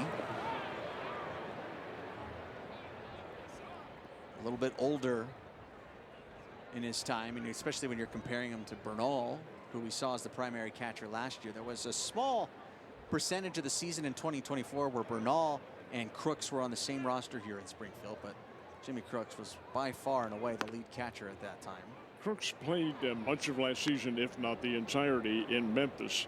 And we thought perhaps, well, he did even have some time with the St. Louis Cardinals. He was up there very briefly as a fill-in. But the fact of the matter remains, he does have potential. But here he is, a big swing and a miss on that pitch there from Stanek. Crooks, the hit tool was obvious when he played here in the Texas League, which, as you know, Ned, you've been covering this league for a long time. You've been covering this team for a long time. You know that the Texas League is notoriously a hitter-friendly league. It is. Strangely enough, though, in 2024, it was one of the most down years for homers in franchise history. Jimmy Crooks was on that squad, a squad that ended up going to the postseason and having an early exit at the hands of the Arkansas Travelers as the Seattle Mariners AA affiliate. One of those anomalies that does happen in baseball. How can you explain it? You don't explain it. Yeah, Crooks fouls this one off and on the hands this time. Now, Jimmy was a guy that had to fight his way to get noticed. Didn't have any big Division I offers coming out of high school in Texas. Had to go to the JUCO route. Played JUCO ball. Fought his way to a spot in Oklahoma. For the Sooners, absolutely. As he goes down on strikes, Stanek approves of his dandy work. Now, this kid coming up here is an individual who, when he came over from the Boston Red Sox, was indeed highly regarded. Now, let's see. Stanek will be on the hill now, 2 outs. And this is Blaze Jordan. Blaze highly regarded. And when the general manager of the Cardinals, the new general manager, Chaim Bloom, wanted a deal, he knew to get this guy. He knew that's what could be the making. Steven Matz was who the Cardinals gave up. Pitcher, former New York Mets player. Here's a swing and a foul. But he wanted Jordan on this club because he thought he could fit the bill very quickly and take the place of Nolan Arenado, who was not going to be around. Coach Nolan playing for Team Puerto Rico in the WBC. Ended up getting outside of pool play, but exited early. And then, of course, now with the Arizona Diamondbacks. Blaze Jordan, we saw just moments ago, making a nifty play at third base in the top half of the 6th inning. Isn't Puerto Rico's coach a member of the Springfield Cardinals coaching system? I like how you say it that way. In attendance here tonight as well. And got a huge round of applause. Yeah. In fact, the most of anybody. Yes. What was funny about that, obviously, Ned, you watched me. I was down on the field doing the introductions for tonight's game. I obviously knew Yachty was here, and I knew I was going to say Yachty, and I gave it my all on Yachty, and knew the crowd was going to pop for a while. As I'm waiting and listening to the crowd go crazy for Yachty as he keeps waving, I look down at my script as down on strikes. Looking goes Blaze Jordan. How about Ryan Stanek with a 1-2-3 frame? But I look down and I go, oh man, poor Mike Antico is going to have to follow up Yadier Molina. That's a tough act to follow. And how about a tough act to follow? Ryan Stanek with a 1-2-3 frame. Now for the 7th inning, Cardinals baseball, and we're delighted that you're with us. I'm Ned Reynolds along with Steve Renato. 2-0. The St. Louis Cardinals have the lead over their minor league cousins. 2-run homer in the 1st inning by Alec Burleson, and that was the damage. 2-0 in favor of St. Louis. Top of the 7th, fire away, Steve. Schuster back out to the mound here for the frame. We are going to get another change here as Andy Yerzy is going to take strike 1. So Yerzy batting for Pedro Pajes. Pajes ends up going 1 for 2 with an infield single and his only stolen base of preseason, basically. That's how I'll refer to all of this spring training and exhibition. Fouls it off. Andy Yerzy. Now, these are names, folks, that are probably a bit mystery to you, and they are to us as well. But Andy Yerzy is from Scottsdale, Arizona. Born in Canada. He was a Canadian and has been around for a while, 27 years old. As he swings and misses at that one, quick work for Jared Schuster. And as it's been the case all spring, the pitching has shown out here tonight. That's the 4th strikeout on the St. Louis side of the ball. Springfield batters have struck out thanks to the fine work of Ryan Stanek last inning. 8 times. Victor Scott is 0 for 2. He did strike out his last time up and indeed flied out to left field his first time at bat in the 3rd inning. Victor Scott batting here for the St. Louis Cardinals. The 0-1 pitch from Schuster. He's going to back him up. Backed him up. So we have a 1-1 count with 1 out here in the top of the 7th inning. 2-0. St. Louis has the lead. Cardinals break camp, or actually broke past tense camp yesterday, moved up here for the one game, and then go to St. Louis tonight. Spend the next 3 days up there getting ready for the opener at Busch Stadium coming up on Thursday afternoon versus the Tampa Bay Rays. Going to be a very interesting year of Cardinals baseball in St. Louis, that's for certain, Ned. Of course, the organization finding its footing and going in this direction as Victor Scott II takes a strike. It's 2-2. I think what St. Louis fans should be excited about, of course, is a lot of these guys coming up. Obviously, we've been the benefactor of a lot of things recently. Here's a ground ball, diving shot at second base. Brian Torres right there, right as rain for the Springfield second baseman. But what we've been the benefactor of is seeing all the guys that you've been hearing about, we've been watching on a nightly basis. Guys like Brian Torres making plays like that left and right. Leo Bernal, guys we're watching night in and night out. And what's really cool about watching guys like Bernal, like Torres, but Bernal in particular, is seeing the journey he went on defensively in 2025. First pitch to Brody Moore is going to miss downstairs. What I mean by that is, you know, you're obviously, if you're at home, you're watching the game, big league side, minor league side, however you're, you know, whatever your mojo is. But the huge benefit we get coming to the ballpark every day is seeing pregame work, seeing things that they're doing in the cage, things they're doing in the bullpen, things they're doing in right field. I watched nearly every single day Bernal work with Patrick Anderson on framing. Almost every single day he was working on framing. That's 138 games, nearly every day. Leo Bernal is sitting there in right field, working with Patrick Anderson on pulling pitches up from below. And you may be thinking, well, ABS is coming, so framing's gone. No, it's still going to be a huge part of the game moving forward. Maybe not as huge, but you're still going to have to pull strikes in from the outside part of the plate.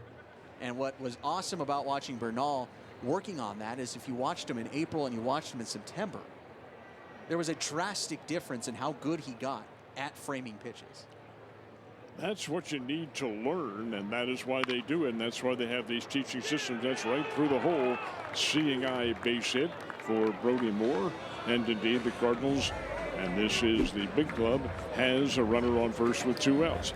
Yeah, it's practice after practice, and it's a diligence in how an individual is going to pick up the finer techniques. And you're right about the coach, or the manager in this case, Mr. Anderson, working with them time and time and time again. Doesn't happen automatically. You've got to work at it. Yeah, and it was so awesome to see. I mean, there were days in April where the ball was skipping off of the mitt over and over and over, and by the time it got to September, he's pulling every pitch back into the strike zone.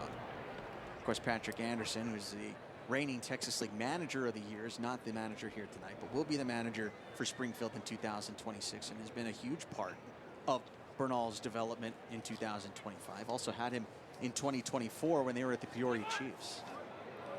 Runner takes off, and Brody Moore gets a massive jump, and he's just going to stand on second. But the easiest stolen base he's had all spring. And you talk about not only the player side, obviously that's what you're going to see the most, is how much guys are improving, and by the time they get to the majors, how good are you? How much of an impact can you make? Well, how many guys are impacted by different coaches, different members of the organization? And one of those that really comes to mind, as the 2-0 is in for a strike, is Casey Chenoweth. Casey Chenoweth has been the hitting coach in Springfield the last couple of seasons. He came over and had a massive impact on basically every player that has made its way through the system. And now you see Casey Chenoweth as an assistant hitting coach for St. Louis this season.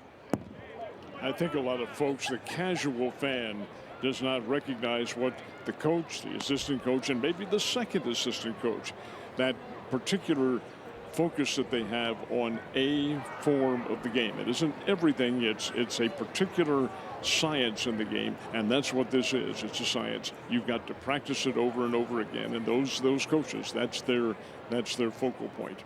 2-2 pitch. Mendoza takes it in the dirt. And one of those other things that, you know, the casual fan isn't paying attention to, or maybe may not have noticed. One thing moving forward here that may have gone under the radar: every minor league affiliate in 2026 in the St. Louis system added at least one coach to their staff, an additional coach on top of what they already had. So that happens here in Springfield. There was an additional job added. And if Major League Baseball ever does expand, so will the coaching staff. This should go right to right field, and it does indeed. So Velasquez there to put it away. Mendoza flies out. A 2-out single from Brody Moore. He's left standing at second base. And it's stretch time here in Springfield. Great to have you with us for Cardinals baseball in the early season on this March the 23rd. St. Louis versus the minor league team representing the Springfield Cardinals. And there you have a new pitcher coming into the ballgame. He's not really new. He was with the St. Louis Cardinals last year. 6'4" Riley O'Brien coming in relief. He's a young man who has a great athletic lineage. We'll talk more about it. First batter up, and here is Steve Renato. Leo Bernal swings and misses at it. Ned, Riley O'Brien has a very strange resume line for him. Only two guys in the ballpark tonight can have this line. It's him and someone you're probably not going to see in the game, Sammy Hernandez. There's a check swing and a strike call. Riley O'Brien and Sammy Hernandez have the distinct honor of someone who is in the St. Louis organization, has been to Springfield, has played on this field, but not in an official game. I was here, as a matter of fact, when Riley O'Brien went through his pitching drills 2 years ago. It was prior to a Springfield Cardinals game, and so who is this guy out there on the mound? And he's just throwing pitches. Yeah, had a batter, a simulated batter up there, but he was working on the delivery and working on his stuff, and the Cardinals were in the process there of making a deal for him, and they got him. 2 balls and 2 strikes on Bernal. Brian was working his way back from an injury at the time and was just throwing some sim stuff here at the ballpark. A rare rehab stint that will never be marked down in history other than what you're hearing right now. I saw it from right. Well, it wasn't in this booth. It was in the other booth that existed here. That's right, before the end. It was a very interesting little challenge. Now, I'll tell you a little bit about his athletic lineage after this next pitch here. He is the, Johnny O'Brien. Johnny O'Brien would have loved that one. Johnny O'Brien was Ryan O'Brien's great-grandfather. And Johnny O'Brien and Johnny's brother, twin brother, Eddie O'Brien, Eddie being the kid's uncle, were great basketball players at Seattle University back, even before I was in college. This is back in the early and mid-1950s. So they were elderly individuals. As a matter of fact, Johnny passed away here just within the past year. But they were the products, or O'Brien is the product of that family lineage, and he's a very good athlete, not in basketball, in baseball. Well, Johnny O'Brien was a baseball player, played for the Pittsburgh Pirates, played for the Cardinals for a short time, not a great baseball player, but the brothers, the twin brothers, were All-Americas at Seattle University just prior to some of these Seattle Chieftains' great years. And that athletic lineage lends itself to this kid's capabilities. O'Brien, 1 ball, 1 strike to Ledbetter.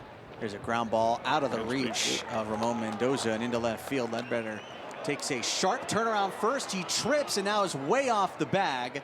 He's going to get caught here in a pickle. What a strange turn of events. Ledbetter's cleat got caught and now he's going to be tagged out. So Ledbetter took a big turnaround first. The front looked like the front spike got stuck in the dirt and then he went tumbling. Never fell down to the ground. But by the time he came to, he was completely dead in the water. What a strange turn. Watch him the whole way here. Here's where the spike gets caught. Boink, and there you go. And now he's lost. And he will hear about this. Yeah. I love the smile on his face the entire time. Just going, oh man, I really made a mess of it, didn't I? That's not his fault, too. Just one of those unfortunate incidents that can happen. So that's funny.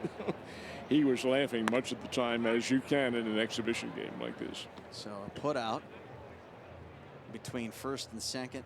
Bly Madris now the batter. I'd mentioned Sammy Hernandez, who is officially here tonight. I don't anticipate seeing him in the game. Could be wrong. But Sammy Hernandez is on the roster for St. Louis. Sammy Hernandez is a minor leaguer. He came up in 2024 here to Springfield, but did not appear. He was on the restricted list, or the development list, I should say. Here's a line drive out of the reach of Brody Moore and into right field. Bly Madris with his first knock of the night. Back-to-back singles. Kinda. Yeah, with a little asterisk mixed in. Ledbetter and Madris with base hits, although Ledbetter's not on base. And that brings Brian Torres, and who knows, maybe the makings of a little rally coming up by the minor leaguers. Well, Brian Torres, when he was here in 2024, was struggling to find the power stroke. He hadn't hit a home run basically all season until he started hitting massive home runs, big-time home runs that ended up being crucial homers. There was a big 3-run walk-off shot on what ended up being, by the way, Quinn Matthews' final Springfield Cardinals start, and was a doozy, to say the least, as the 1-0 comes home. Quinn Matthews being one of the brighter prospects in the St. Louis scheme of things pitching. Yeah, he's in town today. Saw him before the game. Don't anticipate seeing Quinn pitching in this game. Trying to work his way back with some injuries from last season, and of course struggling to find the strike zone ended up being the big downfall for him in 2025. Anticipated to be on the Memphis roster and in the rotation, and maybe making an impact at the big league club at some point this season. We really saw the absolute best of Quinn Matthews in 2024 here. Strike called here on Torres, and the count now 3-1. Riley O'Brien working with a runner aboard at first and 2 gone. The only 2 runs on the board came in the first. A 2-run shot from Alec Burleson that just snuck over the left field wall. 3-1 pitch is in for a strike. Torres, of course, as we mentioned earlier, on Team Puerto Rico, a heck of a run for the Puerto Rican squad during the World Baseball Classic. Brian playing very well during that tournament. 3-2 pitch is lifted out towards left field, chasing back and in towards the corner. It's gone. Brian Torres deposits it over the left field wall, and we are all tied up at 2 as the Springfield Cardinals get to the parent club here. And how about that for a bit of an anomaly here? Both of the home runs coming on shots that just curled inside. Actually, this one made the berm a little bit more effectively than the other one did. But they both went in the same area, and both 2-run homers, and we are deadlocked. Just on cue as well. I had mentioned how Brian Torres was struggling to find the power stroke for the vast majority of the 2024 season here in Springfield. This is Aniello Encarnacion, who is now pinch hitting for for Cesar Preto. So Aniello Encarnacion into the ball game now. 2-run shot, and we're back to square one. Encarnacion fouls it off. Big swing and a miss on this one. Prieto ends up going 2 for 3. Pair of singles, an infield single mixed in. Did have 3 at-bats in spring training, batted .333, so a third of the time he was on base, and he, ooh boy, had a good eye on this one. Encarnacion takes that one down. 1 ball and 2 strikes. Aniello has not played for the Springfield Cardinals in the past. Bats with the bases clear, and he gets tied up inside, down on strikes. How about Brian Torres? Welcome back to Hammonds Field, making a big impact for the franchise's all-time batting leader, by the way. Leads the franchise in single-season batting average thanks to his 2024 exploits, and he ties this game with a 2-run shot as we go to the 8th. We are very pleased that you're with us for tonight's telecast of the Cardinals against the Cardinals. It is a tie ball game, 2-2. And into the ball game comes Ryan Fernandez to do the pitching, and if you will, Steve Grenard. Fernandez will end up being the 3rd pitcher used here tonight on the Springfield side, as Trey Page waves at the first one. So Fernandez taking over for Jared Schuster, who looked really strong. Springfield just tied the ball game thanks to a 2-run shot from Brian Torres.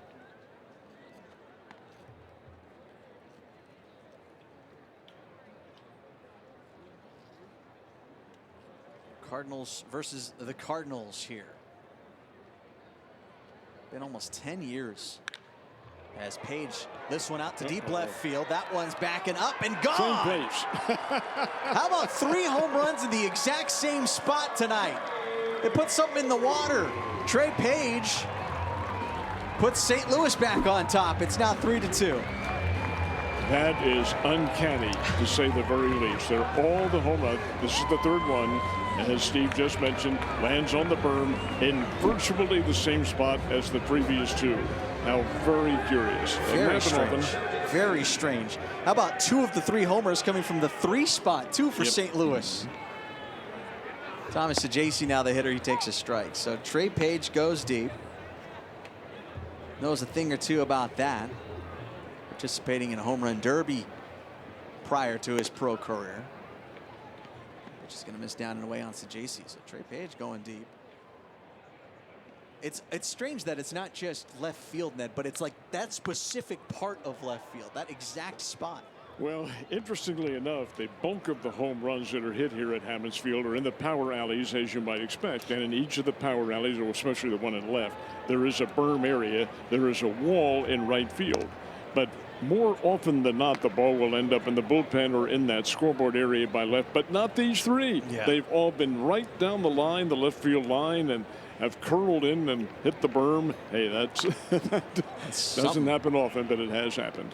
Very strange. 2 balls and 2 strikes. So all 5 runs tonight, the long ball, all 5 runs tonight, home runs in the same spot, which is, by the way, general admission seating. So it's not like someone just got lucky and picked the right seat. Oh, no. I think you're going to slowly start seeing a max exodus from left center and right center field. All the people in the berm are just going to shift over there. They're like, you know what? This seems to be the spot here tonight. 3 balls and 2 strikes to Sajaci. As he lifts one in the air, deep to left, and room to make the grab, it appears. Yes. Had us for a second. Colton Ledbetter is there to put it away. Now just anything in the air to left, my brain's Pavlovian responsing. The dog's barking after on this one. Yep. We're going to see a pinch hitter for Jordan Walker now. This is Jose Fermin. Jose Fermin was down here with the Cardinals caravan back in the middle part of January. Very, very articulate guy, and does a great job of presenting himself. And he hopes to win a place on the big-time squad, and suspect that he will. Oh, he did indeed. They had a little, I guess, exhibition more than anything else, and Fermin hit that half-court shot at the Great Southern Bank Arena between one of the games, brought down the house. The 1-1 pitch, Fermin swings through this one. J.J. Weatherholt was on hand that day. You may have seen the video posted in various outlets. J.J. had the best seat in the house, or I guess best standing room in the house. He was standing right next to Fermin when he hit that homer. And of course, the Cardinals caravan, I'm sure a lot of folks have partaken in that in the past. As the 1-2 comes home, Fermin lines one out towards right field. But it's a very busy day for our friends from St. Louis when they come down for that. They hang out here for a while, then they end up driving around town, going to visit Mercy, visit Cox Health, and they end up going to the big high school basketball tournament in town. And it is not just in town, folks. That Tournament of Champions, one of the biggest in the country. Draws huge crowds, brings in some of the top-level high school teams, and the Cardinals love being introduced to those crowds there. They're usually in the neighborhood of, well, what we have here, 8,000, 8,900, 9,000 in the Great Southern Bank Arena. So I guess I spoke too soon, Ned. This is Sammy Hernandez, who I have now famed Sammy Hernandez, as we'll get ourselves a mound visit. But Sammy Hernandez, as I mentioned earlier, just like Riley O'Brien, a Springfield, not Springfield Cardinal, if you will. A guy who has been here, been in uniform, but has not actually played in a game. At least a real game. So he is doing the pinch hitting here. This is Sammy Hernandez in the ball game. And you said you gave yourself an out on this one. You said he may be in there. Well, he is. You know, Sammy in batting. And we will see what develops here as another pitcher is warming up.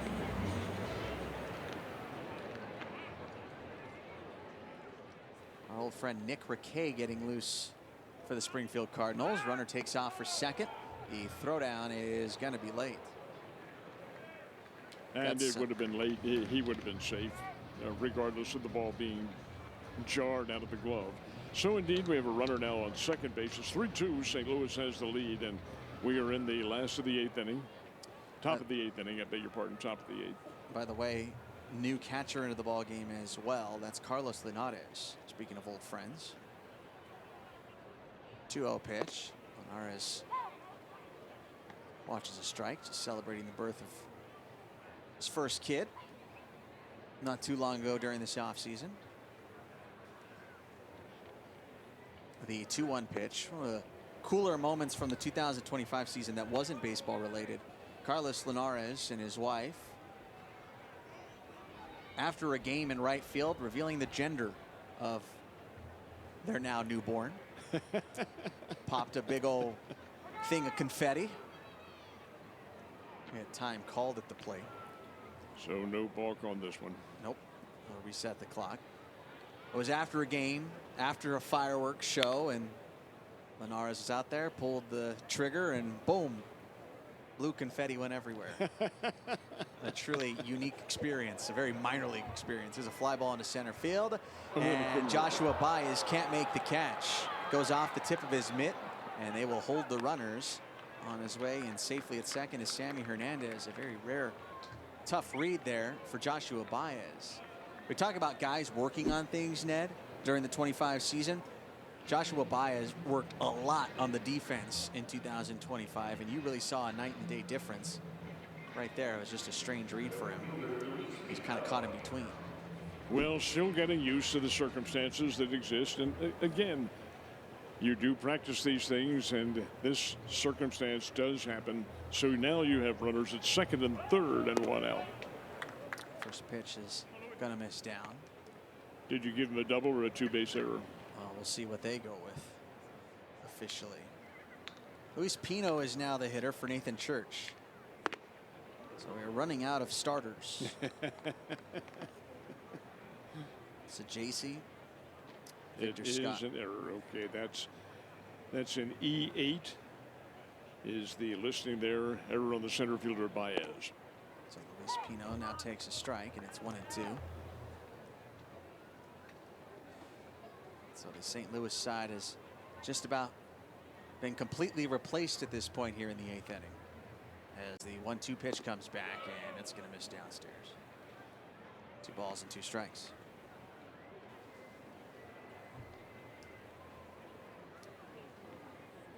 Glad you're joining us. Glad you're with us alongside Ned Reynolds, Steve Granado here from Hammonds Field in Springfield, Missouri. Again, about 3 hours away from the St. Louis home at Busch Stadium. And of course, we obviously invite you to join us here in 2026, which is anticipated to be another great year of Springfield Cardinals baseball. And down goes Pino on strikes for the second out. First strikeout for Ryan Fernandez. But opening week starts April 7th here in Springfield. We'll host the Tulsa Drillers. Drillers, the AA affiliate of the Los Angeles Dodgers. Looks like we're going to get ourselves a pitching change. We are indeed. New pitcher coming into the ball game. Johnson takes the ball away here from Ryan Fernandez. It was, I believe, Nick Riquet getting loose, and that is Nick Riquet jogging in from left field. Riquet, of course, having one of the better stories for St. Louis in all of 2025. A guy who had just about given up on baseball. One day he's figured out, you know what? I'm going to go throw the ball again, see how it feels. Felt good. So, you know what? I'm not loving this business tract of my career. I think I'm going to go ahead and grab my glove and see if I can get back. Get back he did. Made his major league debut last year, and what was, I'll tell you this much, a big hit here in Springfield for all those involved. We were all rooting for Nick Riquet. We're all rooting for everybody, but Rick Riquet in particular, just given the story, was one of the best stories that we had last season. Interesting that he would find that pitching touch again for where he was. He played his college baseball at William and Mary in Williamsburg, Virginia, but this is Nick Riquet coming in, and he will do the relieving. Was with Springfield, Memphis, and St. Louis last year, and Riquet can pitch. He's got a lot of ability about him, and he is that magic side of the mound. He is a left-hander. that indeed makes a big difference. Anyway, Nick Rete into the ballgame to pitch for the Springfield Cardinals, and indeed fully expecting him to do a very effective job. Here, well, the St. Louis Cardinals have the lead again. We are in the latter innings of the ballgame. Steve Renato and Ed Reynolds, and we thank you very much for being a part of our telecast tonight. There will be many, many more telecasts as the season gets on, and it'll be an exciting year. Yeah, it's been a very fun night here to kick off the year, as you mentioned. You know, we're all knocking off the dust here to open 2026, but I think we're all looking forward, of course, to opening night, as we all always are, and especially weather-wise, save tonight. It's still a pretty nice night, but man, we've really been pretty lucky here recently in the Ozarks. Now, when you're sitting here at Hammonds Field watching a college game yesterday, and it was 87, it ain't 87 tonight, folks, but that's okay. That's perfectly all right. We're ready to play ball regardless. Yes. Well, I mean, it was 2024's opening day. It was one of the coldest opening days in Springfield Cardinals history. We had I think it was like 44 degrees on opening day last year. Everyone bundled up. I had a similar suit on. I was wearing a sweater under the suit. Oh, yeah. Under the shirt. Felt like a football player. You had to in this part of the country. Yeah. Absolutely. It changes every minute. And Yerzy, the batter here. One ball on a strike here from Nick Riquet. Yerzy is 0 for 1 with a strikeout, and he will take one there for a strike now.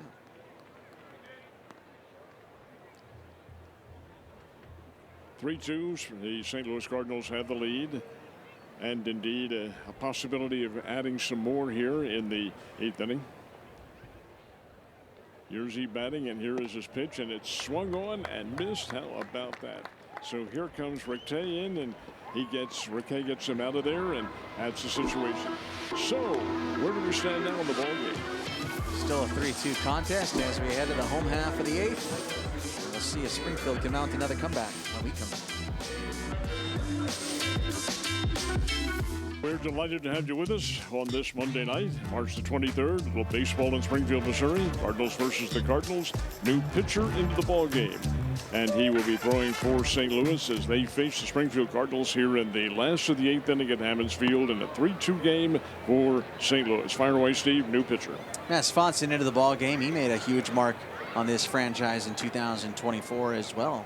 Ended up tying a single season saves record in his time with the club. Joshua Baez is the batter as he takes one down and in. Joshua, the hitter here to begin the frame, batting third. He's 1 for 3 here tonight. Swanson's a big kid. He's a 6'5" right-hander, and there is a shot that's a base hit to start things off. Joshua Baez rips one through the left side of the infield. That's how the bottom of the 8th begins. So the tying run aboard here for Springfield.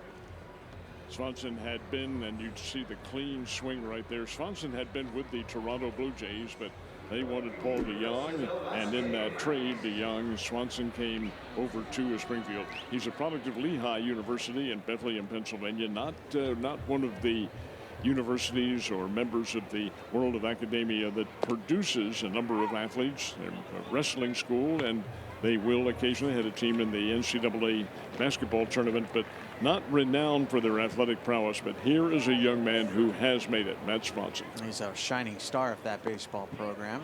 Swanson, as we've known him as a closer, of course, working out of the pen last season after making his debut in St. Louis. Batter is Nelson Velasquez, who's hitless in this one so far, 0 for 3, a rare hitless day in his short stint here with St. Louis. And now Velasquez sends one out of play. There's Nelson, 4 homers and 10 ribbies in 15 games of spring ball. Does have the long ball power. He showed that with the Cubs and with the Kansas City Royals. He's with them for a little bit more than a cup of coffee. But the fact is that Velasquez does have big league experience and hoping to catch on here with the big club. Swanson pitching 7 games, 8 total innings this spring. Ended up only giving up just 1 run. So he's Baez aboard at first. Velasquez 1 and 2. They'll throw to Baez, who, don't be deceived by his size. Joshua Baez is as fleet of foot as they come. Very impressive season last year. Massachusetts High School Player of the Year when he was there. Turned down the college experience to go pro baseball. Turned down not just any college experience, but a college experience at Vanderbilt. Mm-hmm. So Velasquez down looking. First strikeout for Svani, and there's 1 gone here in the home half of the 8th. This is going to be Carlos Linares, of course, who came in defensively for Jimmy Crooks. Crooks' day ends 0 for 2 with a hit by pitch.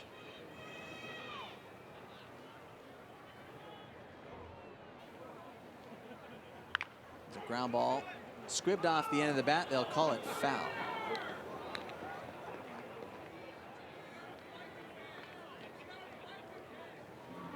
So Linares trudges back to home plate, hoping to get a better look at things.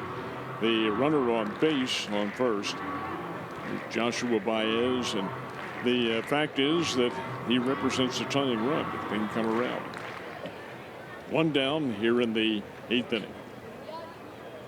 3-2 St. Louis just regained the lead after a homer in the top of the 8th from Trey Page. There's a throwback to the back. Ned, over the last couple of years being here in Springfield, had the honor of hosting one of the shows on our social channels, the Cardinals Prospect Show. Have had the fortune of chatting with Swanson, chatting with Joshua Baez, and I ask every single player the same question at the very end. The very last question I ask, if you have the one chance to face any player, alive or dead, who do you pick? Now this is any pitcher, any pitcher, any hitter. I want you, tell me who you want. If you had the crystal ball, who do you want to face? I would say the general answer, just guessing. Of course, these are young guys. They probably can't go back into history all that far. But in my case, being an old man, I would want to play with Babe Ruth. Sure. I mean, who would say no to that? As Linares lines one into right field, that's going to be cut off. Baez will be held at second. I asked Matt Swanson this question, and his answer, Big Pop. David Ortiz would be the guy that he wants to face. Stand in the box against him, show him his best stuff. We get a wide variety of answers. It's actually turned into an interesting question to ask all these guys because they always have a different answer, except one time. Only twice, or only once have I seen a guy say the same player, and that player was Barry Bonds. Well, I'm sorry, who was it? Barry Bonds. Oh, Bonds. Which I think that's what tells you the mindset of guys like this. When you ask a question like that and you get the answer, you just find out it's like you don't want to face the easiest guy you could ever see. You go like, give me the hardest test ever. And that was Tink Hence's answer, was Barry Bonds. I had my comeuppance a number of years ago when I was asked who was the most memorable player you actually witnessed as an individual, saw play. And I said, well, it's got to be Jackie Robinson. Yeah. The guy who asked the question said, who was he? I don't remember him. Wow. Oh, yeah. That'll humble you real quick. Here's a pop-up right side, foul territory. Page doesn't have any room. Yeah, that'll really humble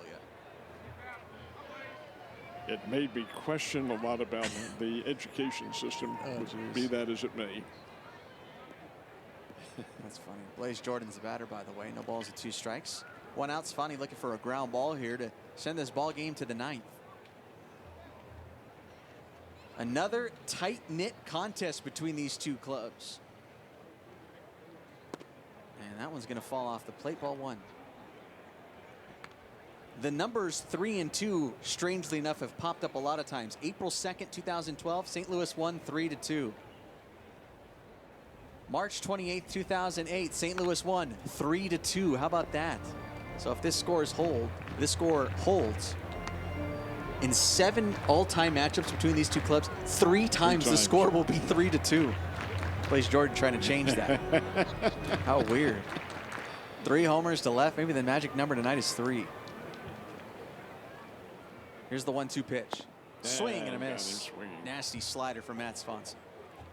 That really was a terrific pitch by the big kid from Lehigh. He had it breaking down and away, and the speed was of such a nature that indeed he could not hold off on that one and gets a strikeout. So they're 2 down, 2 strikeouts, mixed around 2 singles, and this is Leo Bernal. Bernal backs away. A delayed steal, and Baez is going to swipe third. Seen a lot of stolen base attempts, not a lot of throws from our catchers here tonight. So a double steal. Baez had 1 steal during spring. Carlos Linares trails behind him. And now a chance for Leo Bernal. 1 ball and no strikes, 1 swing. potentially could give Springfield the lead. There's a ground ball sharply hit to first. It's scooped up by Page. And the former Springfield Cardinal teammates, one will retire the other. And the ground out goes 3 unassisted. Is that 3-2 score gonna hold? We have an inning to figure it out. Come on back, top 9 coming at you.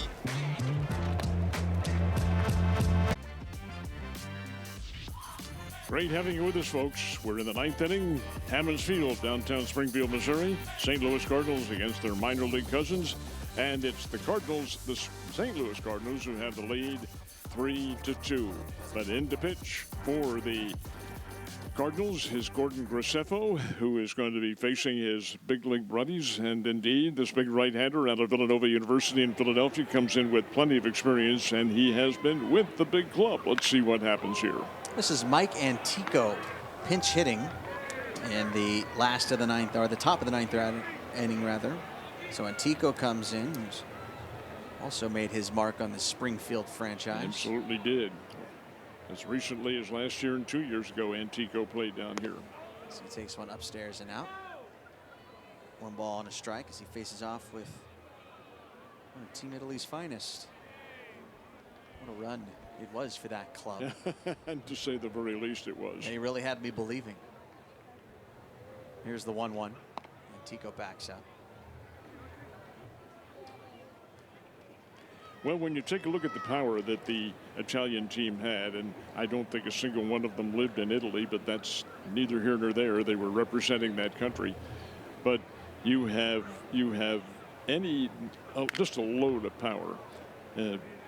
Pasquantino being one of them, and of course you had any number of your Graceffo who pitched, but it was a well put together team, and they were really focused on what needed to be done, and made a great run, beat the United States, or actually, they beat the United States 8-6. Yeah, full play. Yeah, it was a fun ride for the Italian team. One of maybe the best stories. I mean, obviously there's numerous great stories throughout the World Baseball Classic as the 2-2 comes home, and Antico weaves up the top of this one. So Graceffo gets Antico. First out, first strikeout. And it's back to the top of the order. It'll be Brody Moore. Graceffo dropping the hammer on Antico. Swings over the top. Opens up. Brody Moore 1 for 2 tonight. A single and a stolen bag. Last chance for St. Louis to try and add to their lead, which they can thank Trey Page for, and of course Alec Burleson. 3 home runs hit in this ball game. Burleson and Page on the St. Louis side, and Brian Torres a 2-run shot in the 7th for Springfield. The 0-1 pitch is downstairs and away. It's a far cry from the 24 combined runs we saw back in 2005 when these two teams met for the 2nd time ever. And that this is also the earliest these two teams have ever squared off in the calendar years. A nice bouncing ball over to Brian Torres, who scoops and fires to first for the 2nd out. And a very nice play, acrobatic play by Torres, and they're now 2 down here in the top of the 9th inning. Well, keep in mind now we've had a change in calendars with that happening, and a change in the scheme of baseball being scheduled too. So it does make a difference, but this is the earliest they've ever played. Yeah. Formerly was March 28th. That was back in 08. And it was very cold and damp. Pitch misses upstairs and away. Somehow you remember those games when they're just uncomfortable, but the crowd was huge. You look back on pictures and videos of that day, and everyone's bundled up. Not too dissimilar than tonight, but much more enjoyable here tonight. Ramon Mendoza, the batter here. 1 ball and a strike. Ramon 0 for 1 with a walk. Base is empty and 2 gone. The 1-1 pitch is a flare out towards right center field. That's going to be tough. Going to find some grass. A looping single here in the 9th inning. And that will bring, is this Trey Page coming up? Trey Page will hit once more after his homer back in the 8th inning gave St. Louis the lead. So we have had, as Steve has mentioned, home runs in this ball game, bucking the breeze, which is coming in over the center field wall, blowing in, and it's a north wind, but didn't hold back 3 of those shots that left the ballpark, and that's that's been the biggest item of the night. Plus some pretty good play. Yeah, some good defense here tonight as well, most notably from Brian Torres. Also saw a nice play by Blaze Jordan earlier in the ball game too. No balls and a strike. It's the final inning before opening day. Pitch is going to miss low, actually in the top half of the 9th inning.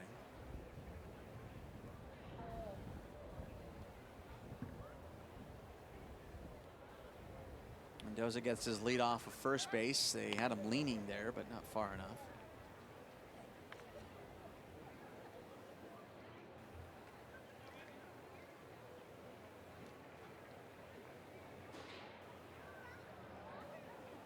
Here's the 1-1. And Graceffo misses downstairs and away. This is the top of the 9th inning. For those of you just tuning in late, where have you been? Been a pretty doggone good ball game. 3-2, St. Louis has the lead, but we still have the last of the 9th to go. 2-1 pitch, and that's going to miss and go all the way to the backstop. Have to call that one a wild pitch. Put Ramon Mendoza on second base. Looking for some insurance.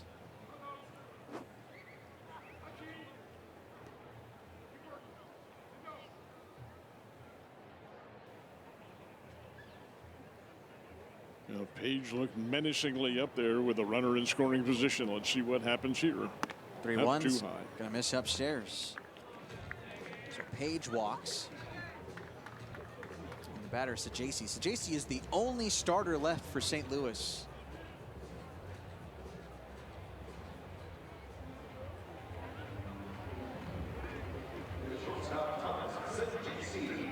He is, for the night, I have him listed at 0 for 4. Is that what it is? That's what I have as well. A couple of flyouts, a ground out, a strikeout back in the first. First pitch to him. He will take a strike. Only 1 out in the inning.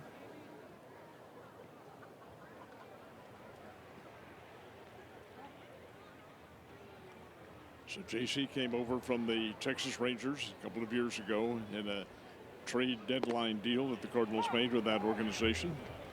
And so JC's been very popular. Played down here immediately. Matter of fact, he had been with the Frisco Rough Riders, the Texas Rangers farm system in AA. So all he did was change uniforms and stay in the league. But he proved to be very popular with the Springfield fans, and why not? So JC's a tough, hard-nosed player. See what his role gets carved out here this season in St. Louis.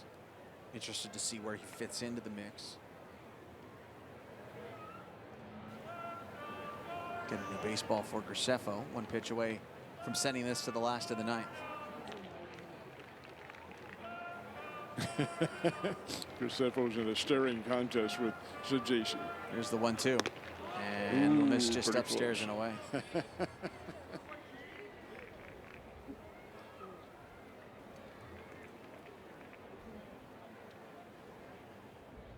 2-2 the count. Sajasi would love to get a hit here, drive in another run. Here's that 2-2. And Sajasi overpowered. Down on strikes. I beg your pardon, that was the 3rd out of the inning. As that ends the top half of the 9th. So he gets out of it with a strikeout. Sajasi goes down. And it's last licks for Springfield, trailing 3-2 as we head there.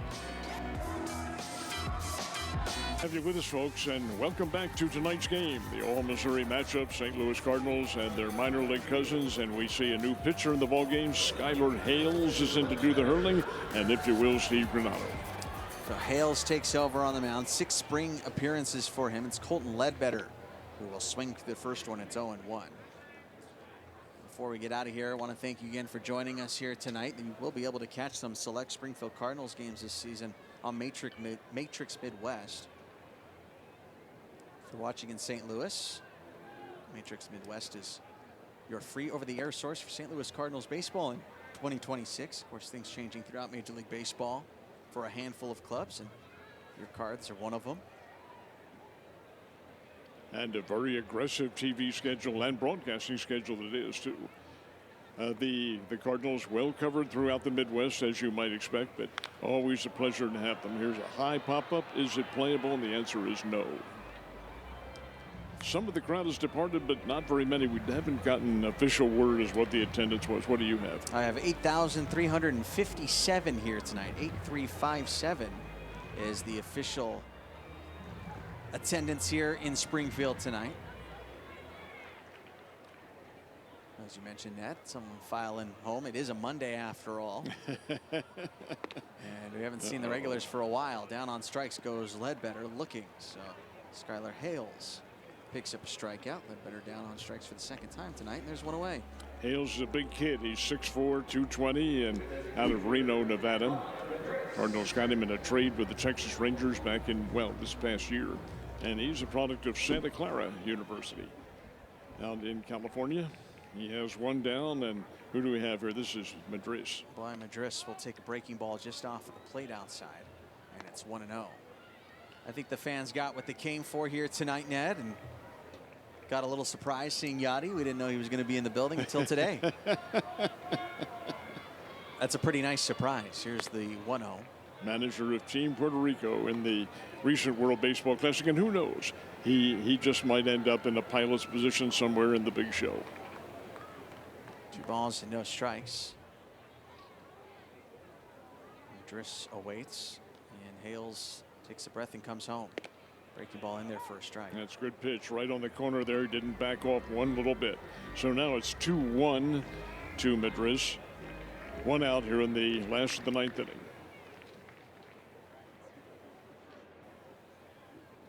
The right-hander deals, and Madris pops it up.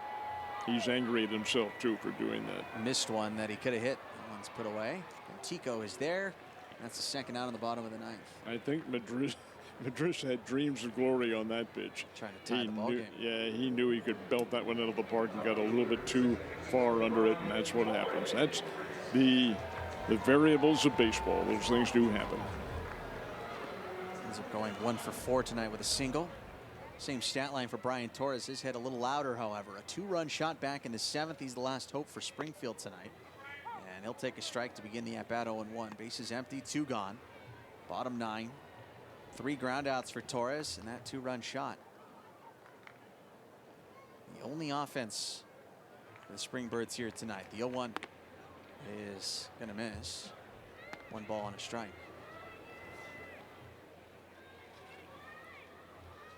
This team is comprised still of some of the returnees from the 2025 Texas League Championship team, but there are also some newcomers.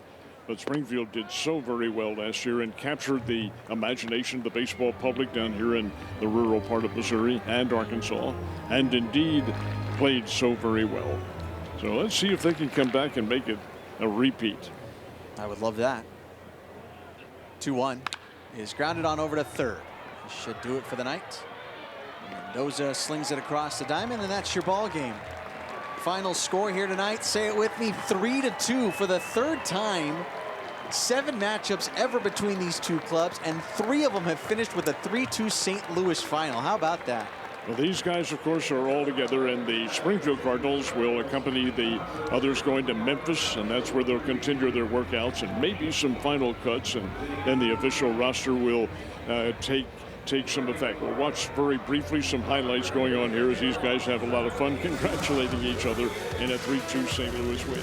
But it was a game of home runs tonight, had 3 of them, and they accounted for all of the runs that occurred here tonight. Home runs, and there is Yachty, and there is J.J. Weatherholt, and here are some of the shots. Some of them, 3 of them, as a matter of fact, in an uncanny circumstance into the same spot along the left field line. But it does happen. That is part of baseball. Well, we've had a great time being with you. For Steve Granato, I'm Ned Reynolds. Tyson Hathcock has been the director-producer. Leslie Callison, the assistant producer, and the entire crew bringing you this game tonight from Hammonds Field in downtown Springfield. So for all of you, St. Louis to Springfield, thank you very much for watching.